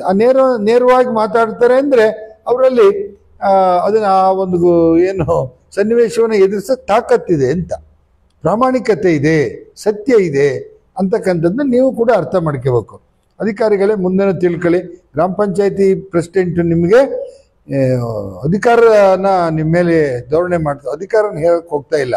ಅವರು ಸಲಹೆಗಳನ್ನ ಹೇಳ್ತಾರೆ. ನೀವೇನು ಕಷ್ಟ ಆದರೆ ಗ್ರಾಮ ಪಂಚಾಯತಿ ಕಡೆ ಕೈ ತೋರಿಸ್ತೀರಿ, ಹಾಗೆ ಅವರು ಕೂಡ ಕೆಲವು ಸಲಹೆಗಳನ್ನ ಹೇಳ್ತಾರೆ. ಹಾಗೆ ಹೊಂದಾಣಿಕೆ ಭಾಳ ಮುಖ್ಯ. 60 ವರ್ಷ ಆಗಿ 1ನೇ ದಿನಕ್ಕೆ ನಿಮಗೆ ಯಾರೂ ಗೌರವ ಕೊಡಲ್ಲ ಸರ್ಕಾರಿ ನೌಕರರೇ. ನೀವು ಮಾಡಿದಂಥ ಒಳ್ಳೆ ಕೆಲಸಗಳಿದ್ದರೆ ಖಂಡಿತವಾಗಿಯೂ ನಿಮಗೆ ಗೌರವ ಕೊಡ್ತಾರೆ. ಏನಾಗುತ್ತೆ, ಡಾಕ್ಟ್ರಿಗೆ ಮತ್ತು ಮೇಸ್ಟ್ರಿಗೆ ರಿಟೈರ್ಮೆಂಟ್ ಇಲ್ಲ ಅಂತಾರೆ. ಯಾಕೆಂದರೆ ಡಾಕ್ಟ್ರು ವಯಸ್ಸಾಗೋ ತನಕಲೂ ಡಾಕ್ಟ್ರನ್ನ ಮಾತ್ರೆ ಇನ್ನೊಂದು ಕೇಳ್ತಾನೆ ಇರ್ತಾರೆ. ಆ ಊರಲ್ಲಿ ರಿಟೈರ್ಡ್ ಮಾಸ್ಟರ್ ಇದ್ದರೂ ಕೂಡ ಅವ್ರನ್ನೂ ಕೇಳ್ತಾರೆ, ಒಂದು ಅರ್ಜಿ ಬರೀಬೇಕು, ಇದು ಹೆಂಗೆ ಅದು ಹೆಂಗೆ ಮಾಡೋದು ಅಂತ. ಆ ಥರ ಸಿಸ್ಟಮ್ ಇವತ್ತಿರೋಂಥದ್ದು. ಹೊರಟು ಭಾಳ ನಂಬಿಕಸ್ಥ ಹುದ್ದೆಗಳು ಡಾಕ್ಟರು ಮತ್ತು ಮಾಸ್ಟ್ರು. ಹಾಗಾಗಿ ಒಂದಷ್ಟು ಅಧಿಕಾರಿಗಳೇ ಇನ್ನು ಮುಂದೆ ಆದರೂ ಇದನ್ನು ಶುರುವಾಗುತ್ತೆ. ಈಗ ಎಲ್ಲೆಲ್ಲಿ ಯಾರ್ಯಾರು ಅಧಿಕಾರಿಗಳು ಮಾತು ಕೇಳಿಲ್ಲ ಗ್ರಾಮ ಪಂಚಾಯತ್ ಅದೆಲ್ಲದೂ ಡಾಕ್ಯುಮೆಂಟ್ ತಗೊಳ್ತೀವಿ ನಾವು. ಅದ್ರ ಮುಂದೆ ಅದು ಏನೋ ನೋಡೋಣ ಮುಂದಕ್ಕೆ. ನಾನು ಎಲ್ಲ ಗ್ರಾಮ ಪಂಚಾಯತಿಗೆ ಬರ್ತೀನಿ ಅಂತ ಈಗಾಗಲೇ ಹೇಳಿದೆ. ಹಾಗಾಗಿ ಓಕೆ ಮೇಡಮ್, ಹಾಗಾದರೆ ಈಗ ಶುದ್ಧಗಂಗಾ ಘಟಕ ಇದೆಯಾ ನಿಮ್ಮ ಹತ್ರ? ಯಾವ್ದು ಸರ್? ಶುದ್ಧಗಂಗಾ ಘಟಕ ಅಂತ ಮಾಡಿರ್ತೀನಿ ಇಲ್ಲ, ಕಿರ್ಗುಂದ ಗ್ರಾಮ ಪಂಚಾಯತಿ ಇಲ್ಲ. ದೇವ್ರ ದಯಿಂದ ಒಳ್ಳೇದಾಯ್ತು. ಯಾಕೆಂದ್ರೆ ಕಳೆದ 28 ಗ್ರಾಮ ಪಂಚಾಯತಿಲೂ ಮಾಡಿದ್ರೆ ಎಲ್ಲ ಒಂದೊಂದು ಕಾರ್ಯನಿರ್ವಹಿಸ್ತಿದ್ದಾವೆ ಬಿಟ್ರೆ ಲಕ್ಷಾಂತರ ರೂಪಾಯಿ ಖರ್ಚು ಮಾಡಿ ಅವನ್ನೆಲ್ಲ ಹಾಳ್ಕೊಂಡಿದ್ದಾರೆ. ಮೊನ್ನೆ ಆಗಸ್ಟ್ 15ಕ್ಕೆ ಏನು ಕಾರ್ಯಕ್ರಮ ಮಾಡಿರಿ ಮೇಡಮ್? ಕಾರ್ಯಕ್ರಮ ಫ್ಲಾಗ್ ಹಾಸ್ಟಿಂಗ್ ಮಾಡಿದ್ವಿ ಸರ್. ಶಾಲೆಗಳಿಗೆ ಹೋಗಿ ವಿಸಿಟ್ ಮಾಡಿದ್ವಿ. ಈಗ ಬಿಡಾಡಿ ದನಗಳು ರೋಡಲ್ಲಿ ಮಲಗಂಥದ್ದು. ಈಗ ನಿಮ್ದು ಸಕಲೇಶ್ವರ ರೋಡ್ ಕೂಡ ಒಂಥರ ಹೈವೇ ಇದ್ದಂಗೆ. ಈಗ ಬಹಳಷ್ಟು ವೆಹಿಕಲ್ಗಳು ತಿರುತ್ತವೆ. ಆ ಥರ ಏನಾದ್ರು ದನಗಳು ರೋಡಲ್ಲಿರೋದು, ಸಾರ್ವಜನಿಕ ತೊಂದರೆ ಆಗಿರೋದು, ವೆಹಿಕಲ್ಗೆ ತೊಂದರೆ ಆಗಿರೋದು ಏನಾರು ಇದೆಯಾ? ಈಗ ಒಂದ್ ಸ್ವಲ್ಪ ಕಮ್ಮಿ ಆಗಿದೆ ಸರ್. ಹೌದಾ? ಅದಕ್ಕೆ ಏನಾದ್ರು ಕ್ರಮ ತಗೊಂಡಿದ್ದೀರಾ? ನಮ್ಮಲ್ಲಿ ದನ ದೊಡ್ಡ ಇದೆ. ಅಲ್ಲ, ದನನ ದೊಡ್ಡಿಗೆ ಹೊಡೆದ್ರೆ ಅದೇ ಒಂದು ದೊಡ್ಡ ಇದಲ್ಲ. ಈಗ ನೀವು ಗ್ರಾಮ ಪಂಚಾಯತಿ ಮೆಂಬರ್ ಆಗಿ ಗೆಲ್ಲೋದಕ್ಕೆ ನನ್ನ ದನನ ದೊಡ್ಡಿಗೆ ಹೊಡೆದ್ರು ನಾವು ಓಟ್ ಹಾಕಲ್ಲ ಅನ್ನೋ ಮಟ್ಟಕ್ಕೂ ಬಂದ್ಬಿಡುತ್ತೆ ಸಣ್ಣ ವಿಚಾರನ. ಹಾಗಾಗಿ ಅವ್ರು ಏನು ಮಾಡ್ತಾರೆ ಅಂದರೆ ರೋಡಿಗೆ ಬಿಡ್ತಾರೆ. ರಾತ್ರಿ ಫ್ಯಾಮಿಲಿ ಮೆಂಬರ್ಸ್ ಬೈಕು, ಕಾರು, ಆಟೋದಲ್ಲಿ ಹೋಗೋತ್ತಿಗೆ ತುಂಬ ತೊಂದರೆ ಆಗಿದೆ ಇಲ್ಲಿ ಹ್ಯಾಂಡ್ ಪೋಸ್ಟಿಂದ ಕೊಟ್ಗೆರ ತನಕ ಎಲ್ಲ. ಹಾಗಾಗಿ ಆ ಥರದಕ್ಕೆ ಏನಾದ್ರು ಒಂದು 15 ದಿವಸ ಗಡುವು ಕೊಟ್ಟು ನಾವು ಈ ಥರ ಇನ್ನು ಮುಂದೆ ನೀವು ರಸ್ತೆಯಲ್ಲಿ ಬಿಟ್ಟರೆ ನಾವು ಅದನ್ನೆಲ್ಲೋ ಗೋಶಾಲೆಗೆ ತಗೊಂಡೋಗಿ ನೀವು ತಲುಪಿಸೋಂಥ ಜವಾಬ್ದಾರಿ ನಿಮಗಿದೆ. ನಿಮ್ಮ ಅಧ್ಯಕ್ಷರ ಸಿಗ್ನೇಚರ್ ಇದ್ರೆ ಸಾಕು, ಕೂಡಲೇ ಅದನ್ನ ಲೋಡ್ ಮಾಡೋದು ಗೋಶಾಲೆ. ಇಲ್ಲಿ ಮೊನ್ನೆ ನೀವು ನೋಡಿದ್ರು ಪ್ರವೀಣ್ ಖಾಂಡೆ ಅಂತೇಳಿ ನಮ್ಮಲ್ಲಿ ಬಂದಿದ್ರು. ಅವರೊಂದು 212 ದನಗಳನ್ನು ಸಾಕಿದ್ದಾರೆ. ಅವರ ಉದ್ದೇಶ ಇರೋದು 1000 ದನ ಸಾಕೋದಕ್ಕೆ ಅಷ್ಟು ಜಾಗನೂ ಕೂಡ ಇದೆ ಅವರಿಗೆ. ಗೋಶಾಲೆಗೆ ದೊಡ್ಡಿಗೆ ಹೊಡೆದ್ರೆ ಬಿಡಿಸ್ಕೆ ಹೋಗ್ತಾರೆ. ಹಾಗಾಗಿ ನೋಡಿ, ಒಂದ್ಸರಿ ದೊಡ್ಡಿಗೆ ಹೊಡೆದು ನೋಡಿ, ಇಲ್ಲ ಅಂದರೆ ಪೊಲೀಸು ಪರ್ಮಿಷನ್ ತಗೊಂಡು ಅಥವಾ ನಿಮ್ಗೆ ಹೈಯರ್ ಆಫೀಸರ್ ಯಾರು ಇವನೋ ತಹಸೀಲ್ದಾರನೋ ಒಂದು ಲೆಟ್ರ್ ತಗೊಂಡು ಏನಾದ್ರು ಮಾಡೋಕ್ಕಿದೆ ಥರ 1-2 ಕಡೆ ಮಾಡಿ ಮೇಡಮ್, ಒಳ್ಳೆಯದಾಗುತ್ತೆ. ಈಗ ಗ್ರಾಮ ಪಂಚಾಯಿತಿಯ ಅಭಿವೃದ್ಧಿಗೆ ಈಗ ನೀವು 3.5 ವರ್ಷ ಇದ್ದೀರಿ ಅಲ್ಲ ಈಗ ಮೆಂಬರ್ ಆಗಿ, ಅಲ್ಲ ಉಪಾಧ್ಯಕ್ಷರಾಗಿ, ಅಧ್ಯಕ್ಷರಾಗಿ 3.5 ವರ್ಷದಲ್ಲಿ ನಿಮಗೆ ಏನು ಅನ್ನಿಸ್ತು ಮೇಡಮ್? ಸರ್ಕಾರ ಈ 7 ಊರೇ ಆಗಲಿ, ನಿಮ್ದು 7 ಊರುಗಳು, ಅಲ್ಲಿ ಸಮಸ್ಯೆಗಳು, ಇದನ್ನೆಲ್ಲ ನೋಡಿದಾಗ ಒಂದು ವರ್ಷಕ್ಕೆ ಸರ್ಕಾರ ಎಷ್ಟು ದುಡ್ಡು ಕೊಡಬೇಕು ಅಂತ ಅನಿಸ್ತದೆ ನಿಮಗೆ? ಒಂದು 50 ಲಕ್ಷನಾರು ಬೇಕು ಸರ್ ಪ್ರತಿ ವರ್ಷ. ಓಕೆ ಮೇಡಮ್, ಎಲ್ಲರೂ ಅದೇ ಹೇಳಿದ್ದಾರೆ.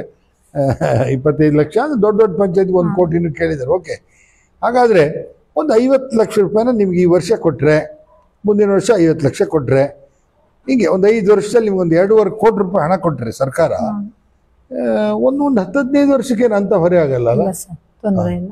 ಅಂದ್ರೆ ಸ್ವಲ್ಪ ರಸ್ತೆಗಳು ಕವರ್ ಆಗ್ತವೆ.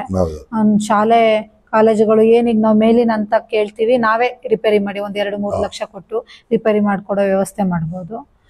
ಅದೇ ಮನೆಗಳಿಗೆಲ್ಲ ಸ್ವಲ್ಪ ಅಂದ್ರೆ ನಿಮ್ಮ ಹತ್ರನೇ ಫಂಡ್ ಇರುತ್ತೆ. ಆಮೇಲೆ ಸರ್ಕಾರಕ್ಕೆ ಬರೆದು ಅವರು ನೀವು 50,000 ಕೇಳಿ ಅವರು 5,000 ಕೊಟ್ಟು ಆ ಗೊಂದಲ ಆಗಕ್ಕಿಂತ ನಿಮ್ಮ ಗ್ರಾಮ ಪಂಚಾಯತಿಲಿ ದುಡ್ಡು ಇರುತ್ತೆ. ಏನ್ ಬೇಕಾದ್ರೂ ಅಂದ್ರೆ ಎಮರ್ಜೆನ್ಸಿಗೆ ಯೂಸ್ ಆಗುತ್ತೆ. ಆಮೇಲೆ ನಿಮ್ಮ ಗ್ರಾಮ ಪಂಚಾಯತಿಯ ಬ್ಯಾಡ್ ಲಕ್ ನೋಡಿ, ನಮಗೂ ಈಗಲೇ ಗೊತ್ತಾಗಿದ್ದು. ನೀವು ಏನು ಆಕ್ಷನ್ ಪ್ಲಾನ್ ಮಾಡ್ತೀರಿ ಅದು ಸರ್ಕಾರದ ದುಡ್ಡು ಬಂದ ಮೇಲೆ ಆಕ್ಷನ್ ಪ್ಲಾನ್ ಮಾಡೋದು ನೀವು. ಆದರೆ ಬೇರೆ ಇಲಾಖೆಯವರೆಲ್ಲ ಹಾಗಲ್ಲ, ಫಸ್ಟ್ ಆಕ್ಷನ್ ಪ್ಲಾನ್ ಮಾಡಿ ಕಳಿಸ್ಕೊಡ್ತಾರೆ, ಅದಕ್ಕೆ ದುಡ್ಡು ಬರುತ್ತೆ. ಈಗ ನಿಮ್ಮದು ಬ್ಯಾಡ್ ಲಕ್ ಹೆಂಗೆ ಅಂದರೆ ಅವರು ಕಳಿಸಿದ ದುಡ್ಡಿಗೆ ಆಕ್ಷನ್ ಪ್ಲಾನ್ ಮಾಡ್ಕೊಡ್ಬೇಕು. ಅದಕ್ಕೆ ಒಂದ್ಸರಿ 1 ಅಥವಾ 2 ಟರ್ಮ್ ಸರ್ಕಾರ ಗ್ರಾಮ ಪಂಚಾಯತಿಯ ಒಂದು ಆ್ಯಕ್ಷನ್ ಪ್ಲಾನಿಗೆ 100% ಇಲ್ಲದೇ ಇದ್ರು ಒಂದು 60-70% ಹಣ ಕೊಟ್ಟರೆ ಒಂದು 2-3 ವರ್ಷದಲ್ಲಿ ಸಮಸ್ಯೆನೇ ಬಗೆಹರುತ್ತೆ. ಇನ್ನು ಇದು ನೀವು ಸರ್ಕಾರಕ್ಕೆ 50 ಲಕ್ಷ ವರ್ಷಕ್ಕೆ ಕೇಳ್ತಾ ಇದ್ದೀವಿ ನೋಡಿ. ಸರ್ಕಾರದ ಕಡೆಯಿಂದ ಯಾರು ಗಮನಿಸ್ತಾ ಇದ್ದರೆ ಈ ಸುದ್ದಿ ಎಲ್ಲರಿಗೂ ಹೋಗಿರ್ತದೆ. ಹಾಗಾಗಿ ಗ್ರಾಮ ಪಂಚಾಯತಿಯವರೆಲ್ಲ ಇವತ್ತು ಕೇಳೋಂಥದ್ದು. ಇವತ್ತು 7 ಜನ ಗ್ರಾಮ ಪಂಚಾಯತಿ ಮೆಂಬರ್ ಇದ್ದಾರೆ. ಇವ್ರು ಎಷ್ಟು ಕೇಳ್ತಿದ್ದಾರೆ ಅಂತಂದರೆ 7-7 ಸಾವಿರ ಕೇಳ್ತಾರೆ, 7-7 ಲಕ್ಷ ಕೇಳ್ತಿದ್ದಾರೆ. 7-7 49 ಲಕ್ಷ, 50 ಲಕ್ಷ. ಹಾಗಾಗಿ ಒಂದು ಮೆಂಬರ್ ಇರುವಲ್ಲಿಗೆ ಒಬ್ಬನಿಗೆ ಅದು ಎಷ್ಟೇ ಮೆಂಬರ್ಗಳಿರಲಿ 7 ಲಕ್ಷ ಕೊಟ್ಟರೆ ಕನಿಷ್ಠ ಒಂದು 2 ವರ್ಷದಲ್ಲಿ ಗ್ರಾಮ ಪಂಚಾಯತಿಯ ಒಂದು 60-70 ಭಾಗದ ಕೆಲಸ ಮುಗಿದು ಹೋಗ್ಬಿಡುತ್ತೆ. ಮುಂದೆ ಬರೋನಿಗೂ ಸುಲಭ ಆಗುತ್ತೆ ಮತ್ತು ಕೇಳೋರಿಗೂ ಊರಿನ ಸಮಸ್ಯೆನೂ ಕೂಡ ನಿವಾರಣೆ ಆಗುತ್ತೆ. ಇನ್ನು ಮನೆಗಳು ಎಷ್ಟು ಕೊಟ್ಟಿದ್ದಾರೆ ಮೇಡಮ್ ಈ ವರ್ಷ? ಮನೆಗಳು ಈ ಸಲ ಬಂದಿಲ್ಲ ಸರ್. ಕಳಿಸ್ಸರಿ ಕಳಿಸರಿ ಬಂದಿದ್ದು. ನಿಮ್ಮ 3 ವರ್ಷದ ಪೀರಿಯಡ್ ಅಲ್ಲಿ ಎಷ್ಟು ಬಂದಿದೆ ಮನೆ? 40 ಬಂದಿದ್ದು. 40 ಬಂದಿದೆ. ಬಟ್ ಇನ್ನೊಂದು 50 ಮನೆ ಬೇಕೀಗ. ಈಗ ಒಂದು ನಿವೇಶನದ್ದು ಪ್ರಾಬ್ಲಮ್ ಇದೆ, ಇನ್ನೊಂದು ನಿವೇಶನ ಇದ್ರೂ ಕೂಡ ಮನೆ ಕಟ್ಟೋದು ಕೂಡ ಪ್ರಾಬ್ಲಮ್. ಓಕೆ, ಇನ್ನೇನು ಹೇಳ್ತೀರಿ ಮೇಡಮ್? ನಿಮ್ಮ ಗ್ರಾಮ ಪಂಚಾಯತಿ ಬಗ್ಗೆ ಏನು ಮಾತಾಡ್ಬೇಕು ಅಂದ್ಕೊಂಡಿದ್ದೀರಿ? ಏನಾದರೂ ನೀವು ಗ್ರಾಮ ಪಂಚಾಯತಿ ಬಗ್ಗೆ ಅಥವಾ ನಿಮ್ಮ ಗ್ರಾಮ ಪಂಚಾಯತಿ ಮೆಂಬರ್ಗಳಿಗೆ ಅಥವಾ ನಮ್ಮ ವೀಕ್ಷಕರಿಗೆ ಗ್ರಾಮ ಪಂಚಾಯತಿಯ ಉದ್ಧಾರ ಆದರೆ ದೇಶ ಉದ್ಧಾರ ಅಂತ ಹೇಳ್ತಾರೆ ಹೊರತು ಗ್ರಾಮ ಪಂಚಾಯತಿಗೆ ಮಾತ್ರ ಫಂಡ್ ಕೊಡಲ್ಲ. ನಾನು ಸರ್ಕಾರ ಕೇಳಕ್ಕೆ ಇಷ್ಟಪಡ್ತೀನಿ. ಏನು ಅಂದರೆ ಈಗಾಗಲೇ ನಮಗೆ ನರೇಗಾದಲ್ಲಿ ಸುಮಾರು ದುಡ್ಡು ಬರ್ತಾ ಇದೆ. ಅದಕ್ಕೆ ನಮ್ಮ ಮಲೆನಾಡು ಭಾಗ ಆಗಿರೋದ್ರಿಂದ ಏನು ತಡೆಗೋಡೆಗಳು ಅದನ್ನು ನರೇಗಾದಲ್ಲಿ ಸೇರ್ಪಡೆ ಮಾಡಿದರೆ ರೈತರಿಗೆ ಸಹಾಯ ಆಗುತ್ತೆ.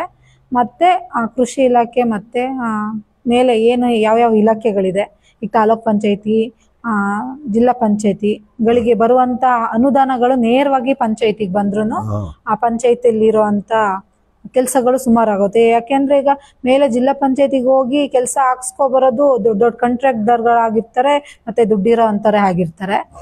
ಅದು ಸಾಮಾನ್ಯ ಜನಕ್ಕೂ ಸೌಲಭ್ಯ ಸಿಗಲ್ಲ. ಪಂಚಾಯತಿ ಏನು ಅಂದರೆ ಎಲ್ಲ ರೂಪರೇಷೆಗಳನ್ನು ನೋಡ್ತಾರೆ.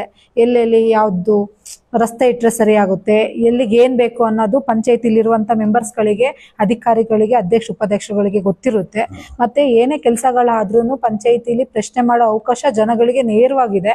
ಈಗ ಯಾರು ಜಿಲ್ಲಾ ಪಂಚಾಯತಿ ತಾಲೂಕ್ ಪಂಚಾಯತಿ ಒಳಗೂ ಸೇರ್ಸಲ್ಲ, ಈಗ ಯಾರು ಹೋಗೋದು ಇಲ್ಲ ಅಂತ ಅಂತ ಏನು ಅಂತ ಎಜುಕೇಟೆಡ್ಸ್ ಆಗಿರಲ್ಲ, ಕೂಲಿ ಕಾರ್ಮಿಕರು ಆಗಿರ್ತಾರೆ.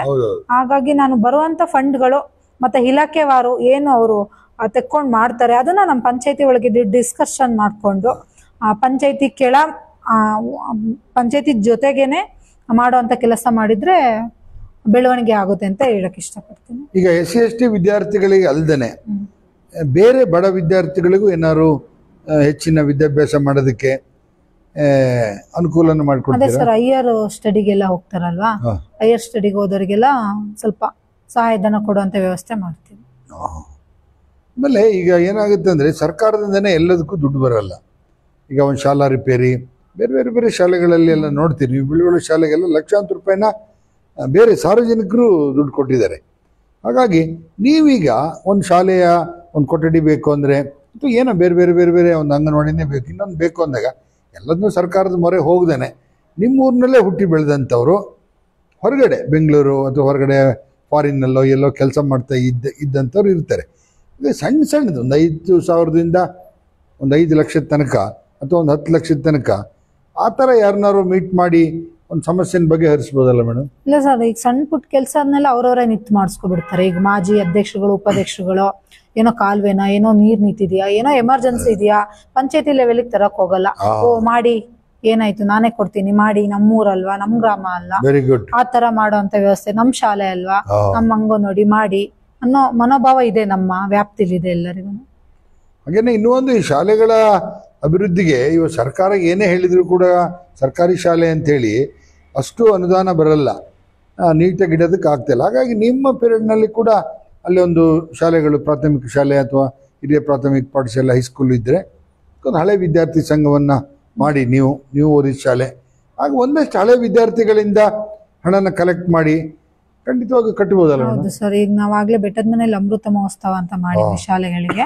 ಹಳೆ ವಿದ್ಯಾರ್ಥಿನಿಯವರೆಲ್ಲ ಬೆಂಚು, ಟೇಬಲ್ಸ್, ಬೀರ್ಗಳು, ಮಾನಿಟರ್ಸ್ಗಳು, UPSಗಳು ಈ ತರ ಕೊಡುವಂತ ವ್ಯವಸ್ಥೆನೂ ಮಾಡಿದ್ದಾರೆ. ನೋಡಿ, ನಾನು ಯಾಕೆ ಹೇಳಿದೆ ಹಳೆ ವಿದ್ಯಾರ್ಥಿ ಸಂಘ ಅಂದರೆ, ಮೂಡಿಗೆರೆ ಜೂನಿಯರ್ ಕಾಲೇಜ್ನಲ್ಲಿ ಈ ಥರ ಒಂದು 4 ರೂಮಿನ ಅಗತ್ಯ ಇತ್ತು. 2 ರೂಮ್ ಆದ್ರೂ ಬೇಕಿತ್ತು. ಆಗ ಅಲ್ಲಿಯ ಪ್ರಿನ್ಸಿಪಾಲ್ ಒಬ್ಬರು ಯಾರೋ ಹೇಳಿದಂತೆ ಗಣೇಶ್ ಮೀಟ್ ಮಾಡಿ ಅಂತ. ಆಯ್ತು, ನನ್ನ ಮೀಟ್ ಮಾಡಿ ನಾನು ಒಂದು ತಿಂಗಳು 2 ತಿಂಗಳು ಸಮಯ ತಗೊಂಡು ಬಿಡಲಿಲ್ಲ ಅವರು. ಕೊನೆಗೆ BL ಶಂಕರ್ ಅವ್ರನ್ನೇ ಅಧ್ಯಕ್ಷರನ್ನು ಮಾಡಿ, ಹಳೆ ವಿದ್ಯಾರ್ಥಿ ಸಂಘದ ಅಧ್ಯಕ್ಷರು.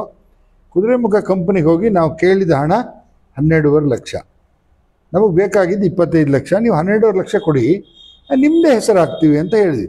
ಅವರು 5 ಲಕ್ಷ ಕೊಡ್ತೀವಿ ಅಂತ ಹೇಳಿರು. ಕೊನೆಗೆಲ್ಲ ಬೋರ್ಡ್ ಮೀಟಿಂಗ್ ಅಂತ ಹೇಳಿರು, ಏನೇನೋ ಆಯಿತು.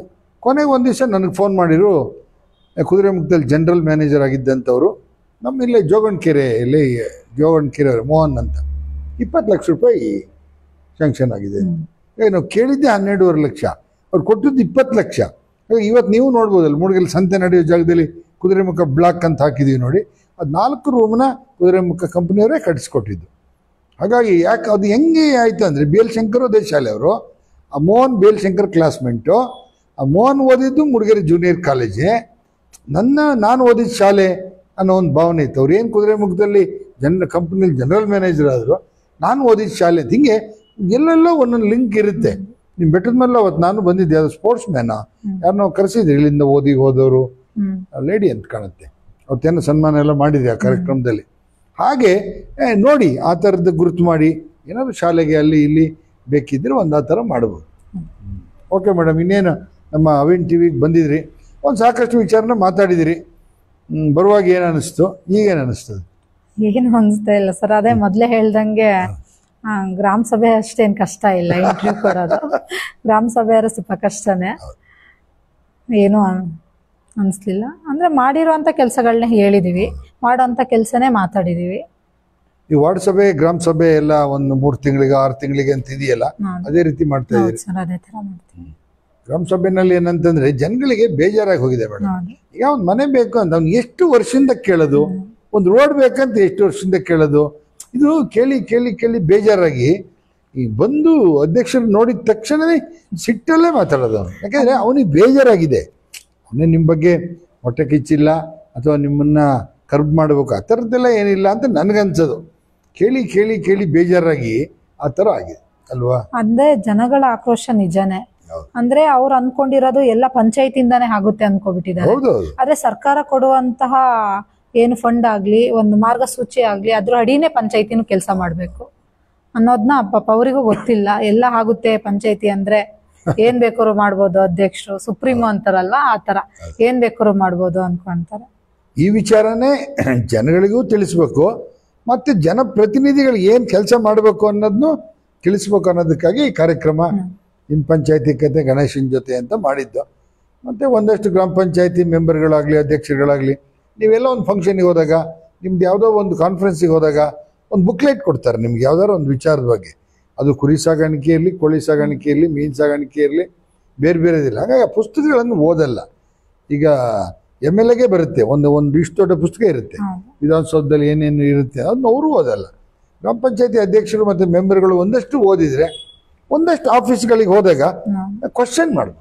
ಈಗ ನೀವೇನಾಗುತ್ತೆ ಹೋಗಿ ಕೇಳ್ತೀರಿ, ಆಗಲ್ಲ ಅಂದ್ರೆ ಯಾಕೆ ಅಂತ ಕ್ವಶನ್ ಮಾಡ್ಬೋದು. ಯಾವಾಗ ಕ್ವಶನ್ ಮಾಡ್ಬೋದು ಅಂದ್ರೆ ನಿಮಗೆ ಗೊತ್ತಿದ್ರೆ.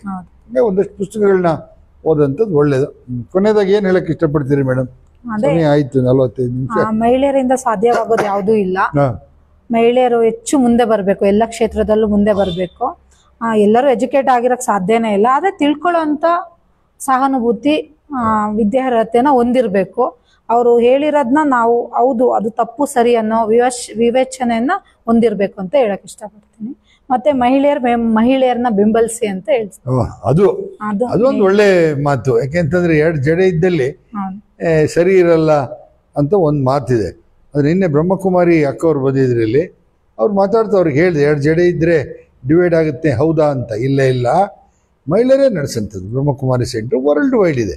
ಕೋಟ್ಯಾಂತರ ರೂಪಾಯಿ ವ್ಯವಹಾರನ ಕೂಡ ನಡೀತಾ. ಆದ್ರೆ 2 ಜಡೆ ಒಟ್ಟಿಗೆ ಇರ್ಬೋದು ಅಂತ ತೋರಿಸಿರೋದು ಪ್ರಜಾಪಿತ ಬ್ರಹ್ಮಕುಮಾರಿ ವಿಶ್ವವಿದ್ಯಾನಿಲಯ ಅಂತ ಹೇಳಿದರು. ಹಾಗಾಗಿ ಮಹಿಳೆಯರು ಸ್ಟ್ರಾಂಗ್ ಗುರು ಅಂತ. ಯಾಕೆಂದರೆ ಒಂದು ಮಹಿಳೆಗೆ ಎಲ್ಲ ಸಿಟ್ಟು ಮಾಡ್ತಾರೆ, ತಾಳ್ಮೆನೂ ಅಷ್ಟೇ ಇರುತ್ತೆ. ಅಂದರೆ ತಾಳ್ಮೆಗೂ ಒಂದು ಮಿತಿ ಇದೆ ಅಂತ ಒಂದು ಹಾಡಿದೆಯಲ್ಲ, ಹಾಗಾಗಿ ತಾಳ್ಮೆಗೆ ಎಷ್ಟು ಅಂತ ತಗೊಳ್ಳಂಥದ್ದಲ್ವಾ. ಈ ಮೋಟಮ್ನವರು ಯಾವಾಗಲೂ ಹೇಳ್ತಾರೆ ಮಹಿಳೆಯರು ರಾಜಕಾರಣದಲ್ಲಿ ಮುಂದೆ ಬರಬೇಕು, ಒಂದಷ್ಟು ರಾಜಕೀಯವಾಗಿ ಓದಿ ಕೆಲಸಕ್ಕೆ ಸೇರಿ ರಾಜಕಾರಣವಾಗಿಯೂ ಮುಂದೆ ಬನ್ನಿ, ಗ್ರಾಮ ಪಂಚಾಯತಿ ಸೊಸೈಟಿ ಇಂಥಲ್ಲೆಲ್ಲ ಮುಂದೆ ಬನ್ನಿ. ಆದರೆ ಮಹಿಳೆಯರಿಗೆ ಒಂದಷ್ಟು ಕಿರುಕುಳ, ಮಾನಸಿಕ ಕಿರುಕುಳ ಆಗುತ್ತೆ ರಾಜಕಾರಣದಲ್ಲಿ. ಅವಾಗ ನಾವು ಮನೆಯಲ್ಲೂ ಬಂದು ಹೇಳಂಗಿಲ್ಲ ಅಥವಾ ಅದನ್ನ ಎದುರಿಸಂಗಿಲ್ಲ. ಅಂಥ ಸಂದರ್ಭದಲ್ಲಿ ನಮಗೆ ತಲೆದಿಂಬೆ ನಮ್ಮ ಫ್ರೆಂಡು, ನಾವೇನಿದ್ರು ಮಲ್ಕೊಂಡು ತಲೆದಿಂಬಿಗೆ ಹೇಳಬೇಕು ಅಂತ ಹೇಳ್ತಾರೆ. ಆ ಥರ ರಾಜಕಾರಣದಲ್ಲಿ ಕಿರುಕುಳ ಆಗುತ್ತೆ ಮೇಡಮ್, ಮಾನಸಿಕವಾಗಿ ಸುಮ್ಮನೆ ಮಾತಾಡೋದು ಒಂಥರ ಮಹಿಳೆಯರಿಗೆ ಕಿರುಕುಳ ಆಗುತ್ತೆ. ಅಂದ್ರೆ ಪ್ರೆಸರ್ ಮಾಡ್ತಾರೆ, ಪ್ರೆಸರ್ಗಳಿರುತ್ತೆ, ಆಗ್ದಲೇ ಇರೋ ಕೆಲಸನ ಮಾಡಿ ಅನ್ನೋ ಆ ಥರನೂ ಇರುತ್ತೆ. ಮತ್ತೆ ಮಾಡ್ದಲೇ ಇರೋದು ಮಾಡ್ದಲೇ ಇರೋದು ಆಗ್ದಲೇ ಇರೋದನ್ನ ಸುಮ್ಮನೆ ಮಾತಾಡಿ ಒಂದು ಮುಖಭಂಗ ಮಾಡೋದು, ಆ ಥರ ಅವಕಾಶವಾದಿಗಳಿರ್ತಾರೆ. ಹೋಲಿಕೆ ಮಾಡಿ ಮಾತಾಡ್ತಾರೆ. ನೋಡಿ, ಕಳೆದ ಅಧ್ಯಕ್ಷರು ಮಾಡಿದ್ರು, ಈ ಅಧ್ಯಕ್ಷರು ಏನು ಮಾಡಲ್ಲ, ಅದೇ ರೆಸ್ಪಾನ್ಸ್ ಮಾಡಲ್ಲ ಅಂತ. ಈಗೆಲ್ಲ ಜನ ಏನಾದ್ರು ನಿಮ್ಗೆ ನೆಗೆಟಿವ್ ಆಗಿ ಮಾತಾಡೋದಕ್ಕೆ ಬೇಜಾರಾಗುತ್ತಾ? ಇಲ್ಲ ಸರ್, ನಾನ್ ಪ್ರಾಮಾಣಿಕವಾಗಿದ್ದೀನಿ ಅನ್ನೋದು ನನಗೆ ಗೊತ್ತಿರುತ್ತೆ. ಮಾತಾಡ್ತಾರೆ ಗೊತ್ತಿಲ್ದಲ್ಲ ಇರೋರು ಅನ್ಕೊಂಡು ಸುಮ್ಮನೆ ಆಗ್ತೀವಿ. ಈಗ ಗ್ರಾಮ ಪಂಚಾಯತಿ ಯಾಕೆ ಕೆಲಸ ಮಾಡಲ್ಲ, ಗ್ರಾಮ ಪಂಚಾಯತಿ ಬಹಳ ದುಡ್ಡು ಬರುತ್ತೆ ಅಂತ, ಭ್ರಷ್ಟಾಚಾರ ಆಗುತ್ತೆ ಅಂತ ಏನು ಹೇಳ್ತಾರೆ ಸಾರ್ವಜನಿಕರು, ಅವರು ತಿಳ್ಕೊಂಡ್ಲಿ ಎಷ್ಟು ದುಡ್ಡು ಬರುತ್ತೆ. ಎಲ್ಲ ವಾಟ್ಸಪ್ಪಲ್ಲ ಅಲ್ಲಿ ಇಲ್ಲಿ ಫೇಸ್ಬುಕ್ಕಾಗಿ ಬಂದದ್ದೆಲ್ಲ ನಿಜ ಅಲ್ಲ ಅಲ್ವಾ. ಹಾಗಾಗಿ ಇವತ್ತು ಮೇಡಮ್ ಬಗ್ಗೆನೂ ಫೇಸ್ಬುಕ್ಕಲ್ಲಿ ಹಾಕಿದ್ರು ನೋಡಿ, ಅವ್ರನ್ನ ನೋಡಿದ್ರೆ ಗೊತ್ತಾಗುತ್ತೆ. ಯಾಕೆಂದರೆ ನೇರವಾಗಿ ಮತ್ತೊಬ್ಬರು ಹಾಕಿದ್ರು, ಭಾಳ ನೇರ ನುಡಿ, ಅದೊಂದು ಖುಷಿ ಆಯ್ತು ನನಗೂ. ಯಾಕೆಂದರೆ ಶ್ರೀಮಂತ ಬಂದರು ಅಷ್ಟೇ, ಬಡವ ಬಂದರು ಅಷ್ಟೇ, ಒಂದೇ ಥರದ ಟ್ರೀಟ್ಮೆಂಟ್ ಆ ಅಧ್ಯಕ್ಷ ಹುದ್ದೆಯಲ್ಲಿ. ಹೊರಗಡೆ ಬೇರೆ ಮನೆಗೆ ಬಂದಾಗಲ್ಲ, ಅಧ್ಯಕ್ಷ ಅಲ್ಲಿ ಎಲ್ಲೂ ಕೂಡ ಅಧಿಕಾರಶಾಹಿ ನಾನು ಅಧ್ಯಕ್ಷೆ ಅನ್ನೋ ಇದನ್ನ ಇಲ್ಲ ಅಂತ ಹೇಳಿದ್ರು. ನಿಜವಾಗ್ಲೂ ನೋಡಿದಾಗ ಗೊತ್ತಾಗುತ್ತೆ, ತುಂಬ ಸಾಫ್ಟಾಗಿದ್ದೀರಿ, ಚೆನ್ನಾಗಿ ಮಾತಾಡ್ತೀರಿ, ಜೊತೆಗೆ ನೇರವಾಗಿ ಮಾತಾಡ್ತೀರಿ, ಅದು ಭಾಳ ಖುಷಿ. ಈಗ ಎದುರಿಗೆ ಕೂರಿಸ್ಕೊಂಡಿವಿ, ಕೇಳೋದಲ್ಲ, ಆದರೂ ಕೇಳಲೇಬೇಕಲ್ಲ.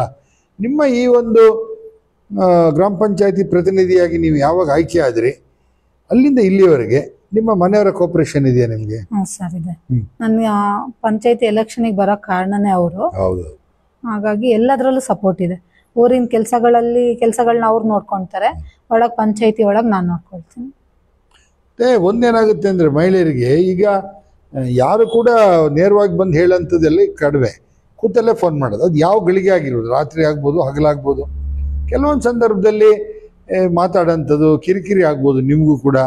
ಆ ಒಂದು ಸಂದರ್ಭದಲ್ಲಿ ಏನಾದ್ರು ಒಂದು ದಿವಸ ನಿಮಗೆ ಈ ಜನಪ್ರತಿನಿಧಿ ಕೆಲಸನೇ ಬೇಡ, ಈ ಊರ್ದನೆಲ್ಲ ದೊಡ್ಡ ಮನುಷ್ಯ ಆಗೋದು ಯಾಕೆ ಅಂತ ಯಾವ ಥರ ಅನ್ಸಿದ್ಯಾ? ಇಲ್ಲ ಸರ್, ಆ ಥರ ಏನು ಅನ್ಸಿಲ್ಲ. ಅಂದ್ರೆ ಸಮಸ್ಯೆ ಬಂದಿದೆ, ತುಂಬಾ ಸಮಸ್ಯೆ ಬಂದಿದೆ. ನಮ್ಮ PDO ಗೈಡ್ಲೈನ್ಸ್ ಏನಂದ್ರೆ, ಮೇಡಮ್ ಇದೆಲ್ಲ ಕಾಮನ್ನು, ತಲೆ ಕೆಡ್ಸ್ಕೋಬೇಡಿ, ಹಳೆ ಮೆಂಬರ್ಸ್ಗಳು ಈ ತರ ಮಾಡೋರು, ಇದೆಲ್ಲ ಲೆಕ್ಕನೇ ಅಲ್ಲ, ಒಂದು ಏನ್ ಹೇಳಿ ಒಂದು ಧೈರ್ಯ ತುಂಬುವಂತ ಮನಸ್ಥಿತಿ ಮಾಡ್ತಿದ್ರು ಅವರೇನೆ. ಮತ್ತೆ ನಮ್ಮ ಸ್ಟಾಫ್ಗಳು ಅಷ್ಟೇನೆ, ಬಿಡಿ ಮೇಡಮ್ ನಾವಿದೀವಲ್ಲ, ನೀವ್ ಯಾಕೆ ತಲೆ ಕೆಡ್ಸ್ಕೊಂತೀರಾ, ಇದೆಲ್ಲ ದೊಡ್ಡ ವಿಷಯನೇ ಅಲ್ಲ, ಆಗ್ತಾ ಇರುತ್ತೆ, ಮತ್ತೆ ನಾಳೆ ಬೆಳಿಗ್ಗೆ ಅವರೇ ಬರ್ತಾರೆ ಮತ್ತೆ ಅಧ್ಯಕ್ಷ ಅಂತ ಹೇಳಿ ತಲೆ ಯಾಕೆ ಕೆಡ್ಸ್ಕೊಳ್ತೀರಾ ಅಂತ ಹೇಳಿದ್ದು ಉಂಟು. ಓಕೆ, ನಿಮ್ಮ ಸ್ಟಾಫ್ ಕೂಡ ಭಾಳ ಕೋಆಪರೇಟ್ ಮಾಡುತ್ತೆ ನಿಮಗೆ. ಓಕೆ ಮೇಡಮ್, ಕೊನೆಯದಾಗಿ ಇಷ್ಟೆಲ್ಲ ಮಾತಾಡಿದ್ರಿ, ಕೊನೆಯದಾಗಿ ಕೇಳ್ತೀನಿ, ಸತ್ಯ ಹೇಳಿ, ಮುಂದೆ ತಾಲೂಕ್ ಪಂಚಾಯತ್ ಮತ್ತು ಜಿಲ್ಲಾ ಪಂಚಾಯತ್ ಚುನಾವಣೆ ಬರುತ್ತೆ ಅಂತ ಒಂದು ವದಂತಿ ಇದೆ. ಬರಲೇಬೇಕು, ಪ್ರಜಾಪ್ರಭುತ್ವದ ಸಂವಿಧಾನದ ಪ್ರಕಾರ ಬರುತ್ತೆ. ಅವತ್ತೇನಾದರೂ ನೀವು ಈ ಕಾಂಗ್ರೆಸ್ನಲ್ಲಿರೋದ್ರಿಂದ ನಿಮ್ಮ ಪಕ್ಷ ತಾಲೂಕ್ ಪಂಚಾಯತ್ ಅಥವಾ ಜಿಲ್ಲಾ ಪಂಚಾಯತಿಗೆ ನಿಲ್ಲಿ ಅಂತ ಹೇಳಿದರೆ, ನಿಮ್ಗೆ ಆ ಕೆಟಗರಿ ಬಂದರೆ ನೀವು ಒಪ್ಕೊಳ್ತೀರಾ ಮೇಡಮ್? ಅಂದ್ರೆ ನಂಗೆ ತಾಲೂಕ್ ಪಂಚಾಯತಿ ಜಿಲ್ಲಾ ಪಂಚಾಯತಿ ಆಸೆ ಇಲ್ಲ. ಅಂದ್ರೆ ಕೆಲಸಗಳು ಆಗಲ್ಲ ಅಲ್ಲಿಂದ, ಬೇಕಾದ್ರೆ ಗ್ರಾಮ ಪಂಚಾಯತಿಲಿ ನಿಂತು ಸೇವೆ ಮಾಡಕ್ಕೆ ಇನ್ನೊಂದು ಟರ್ಮ್ ಆದ್ರೂ ಓಕೆ ಒಪ್ಕೊಳ್ತೀನಿ. ಈಗ ತಾಲೂಕ್ ಪಂಚಾಯತ್ ಜಿಲ್ಲಾ ಪಂಚಾಯತಿ ಯಾಕೆ ಬೇಡ ಅಂತ? ಏನು ಬರಲ್ಲ ಸರ್. ಈಗ ನಾವು ಇಷ್ಟು ಗ್ರಾಮ ಪಂಚಾಯತಿ ಹತ್ರ ಇದ್ದೇ ಜನಗಳಿಗೆ ಇಷ್ಟು ಏನೋ ಸಹಕಾರ ಮಾಡಕ್ ಆಗ್ತಾ ಇಲ್ಲ, ನಾವು ಅಲ್ಲೆಲ್ಲೋ ಕೂತ್ಕೊಂಡು ಮಾಡಕ್ ಆಗುತ್ತೆ ಅನ್ನೋದು ನನಗೆ ನಂಬಿಕೆ ಇಲ್ಲ. ಆದ್ರೂ ಅದು ಒಂದು ಇವತ್ತೆಲ್ಲ ಹಣದಲ್ಲೇ ನಡೆಯೋದಲ್ಲ. ಈಗ ತಾಲೂಕ್ ಪಂಚಾಯತಿ ಅಂದ್ರೆ ಲಕ್ಷ, ಜಿಲ್ಲಾ ಪಂಚಾಯತಿ ಅಂದ್ರೆ ಕೋಟಿ, ಹಿಂಗೆಲ್ಲ ಇದೆ. ಅಷ್ಟು ಸುಲಭವಾಗಿ ಪ್ರಾಮಾಣಿಕರಿಗೆ ಸಿಗಲ್ಲ.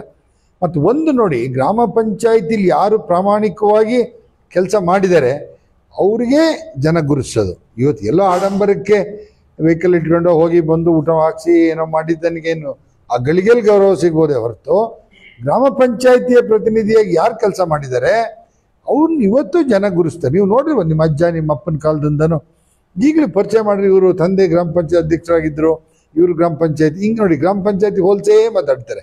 ಯಾಕಂದ್ರೆ ಗ್ರಾಮ ಪಂಚಾಯತಿ ಅಂದರೆ ಪ್ರಾಮಾಣಿಕತನ. ಹಾಗೆಲ್ಲ ಪಂಚಾಯತಿಗಳೆಲ್ಲ ನಡೀತಿತ್ತು, ಗಂಡ ಹೆಂಡ್ತಿದ್ದು ಜಾಗದ್ದು ಎಲ್ಲ ಪಂಚಾಯತಿಗೆ ಇತ್ತು. ಈಗ ನಿಮ್ಮ ಲಕ್ಕು ಪಂಚಾಯತಿಗಿಲ್ಲ. ಪಂಚಾಯತಿಗಾಗಿದ್ದರೆ ಸುಮ್ಮನೆ ನಿಷ್ಠರು ಆಗಬೇಕಿತ್ತು.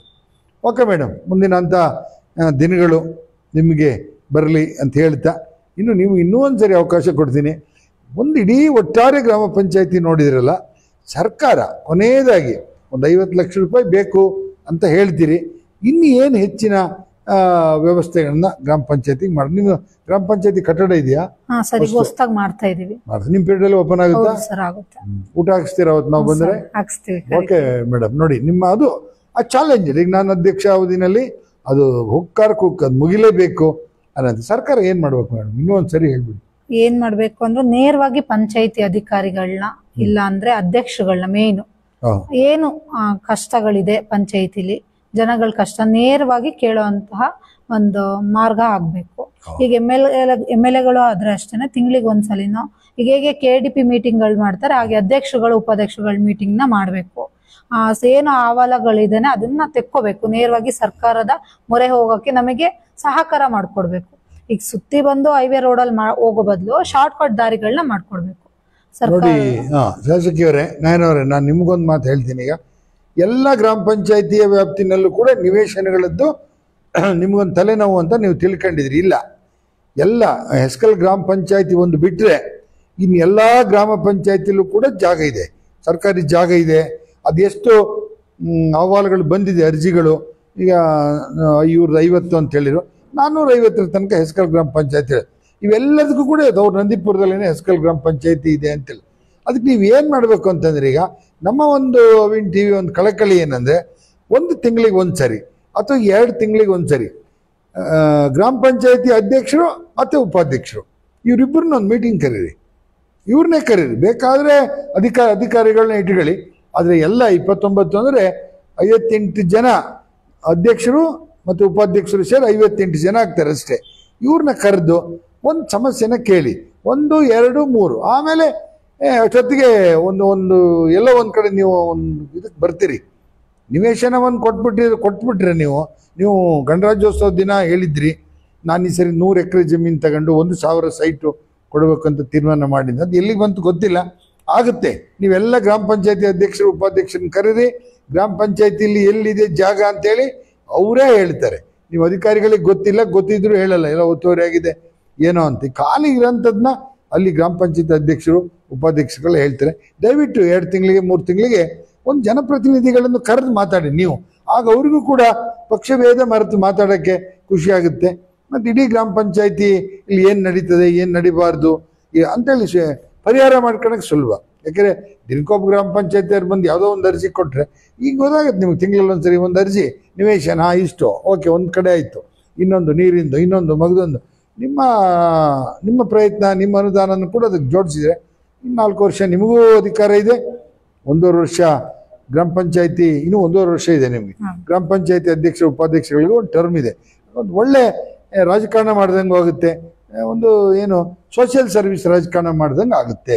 ಎಲ್ಲರನ್ನೂ ಗಮನಕ್ಕೆ ತಗೊಂಡಂಗೆ ಆಗುತ್ತೆ ಅಂತ ಹೇಳ್ತಾ, ಈಗ ಇದುವರೆಗೂ ನಮ್ಮ ಜೊತೆ ಭಾಳ ನೇರವಾಗಿ ಅದು ನಗಾಡ್ತಾ ಖುಷಿನಲ್ಲಿ ಯಾವುದೇ ಹೆದರಿಕೆ ಇಲ್ಲದೆ, ಯಾಕಂದರೆ ಭ್ರಷ್ಟಾಚಾರ ಮಾಡಿದ್ರೆ ಹೆದರಿಕೆ ಇರುತ್ತೆ. ಹಾಗಾಗಿ ಭ್ರಷ್ಟಾಚಾರನೇ ಮಾಡಿಲ್ಲ ಅಂತಂದರೆ ಎಲ್ಲೂ ಸ್ವಾಭಿಮಾನ ಆಡ್ಬಿಟ್ಟು ಮಾತಾಡಬೇಕಾಗತ್ತೇನೇ ಇಲ್ಲ. ಹಾಗಾಗಿ ಸ್ವಾಭಿಮಾನವನ್ನು ಇಟ್ಕೊಂಡು ಇವತ್ತು ನಮ್ಮ ಜೊತೆ ಮಾತನಾಡಿದಂಥ ಕಿರಿಗುಂದ ಗ್ರಾಮ ಪಂಚಾಯತಿ ಅಧ್ಯಕ್ಷರು, ಇವರು ಇನ್ನೂ ವಯಸ್ಸಿದೆ ಇವರಿಗೆ. ಮುಂದಿನ ದಿನಗಳಲ್ಲಿ ಇವರಿಗೆ ಗ್ರಾಮ ಪಂಚಾಯತಿ ಇರ್ಬೋದು, ತಾಲೂಕ್ ಪಂಚಾಯತ್, ಜಿಲ್ಲಾ ಪಂಚಾಯತ್ ಎಲ್ಲೋ ಒಂದು ಕಡೆ ಸಾರ್ವಜನಿಕವಾಗಿ ಜನಪ್ರತಿನಿಧಿಯಾಗಿ ಸಮಾಜ ಸೇವೆ ಮಾಡೋದಕ್ಕೆ ಭಗವಂತ ಆರೋಗ್ಯ, ಆಯಸ್ಸು, ಐಶ್ವರ್ಯ ಎಲ್ಲ ಕೊಡಲಿ ಅಂತ ಈ ಸಂದರ್ಭದಲ್ಲಿ ಹೇಳ್ತೀನಿ. ಓಕೆ ಮೇಡಮ್, ಇಷ್ಟು ದೂರ ನಮ್ಮ ಸ್ಟುಡಿಯೋಕ್ಕೆ ಬಂದು ಇಷ್ಟೊತ್ತು ನಮ್ಮ ಜೊತೆ ಸಂದರ್ಶನದಲ್ಲಿ ಭಾಗಿಯಾಗಿದ್ದಕ್ಕೆ ಧನ್ಯವಾದ.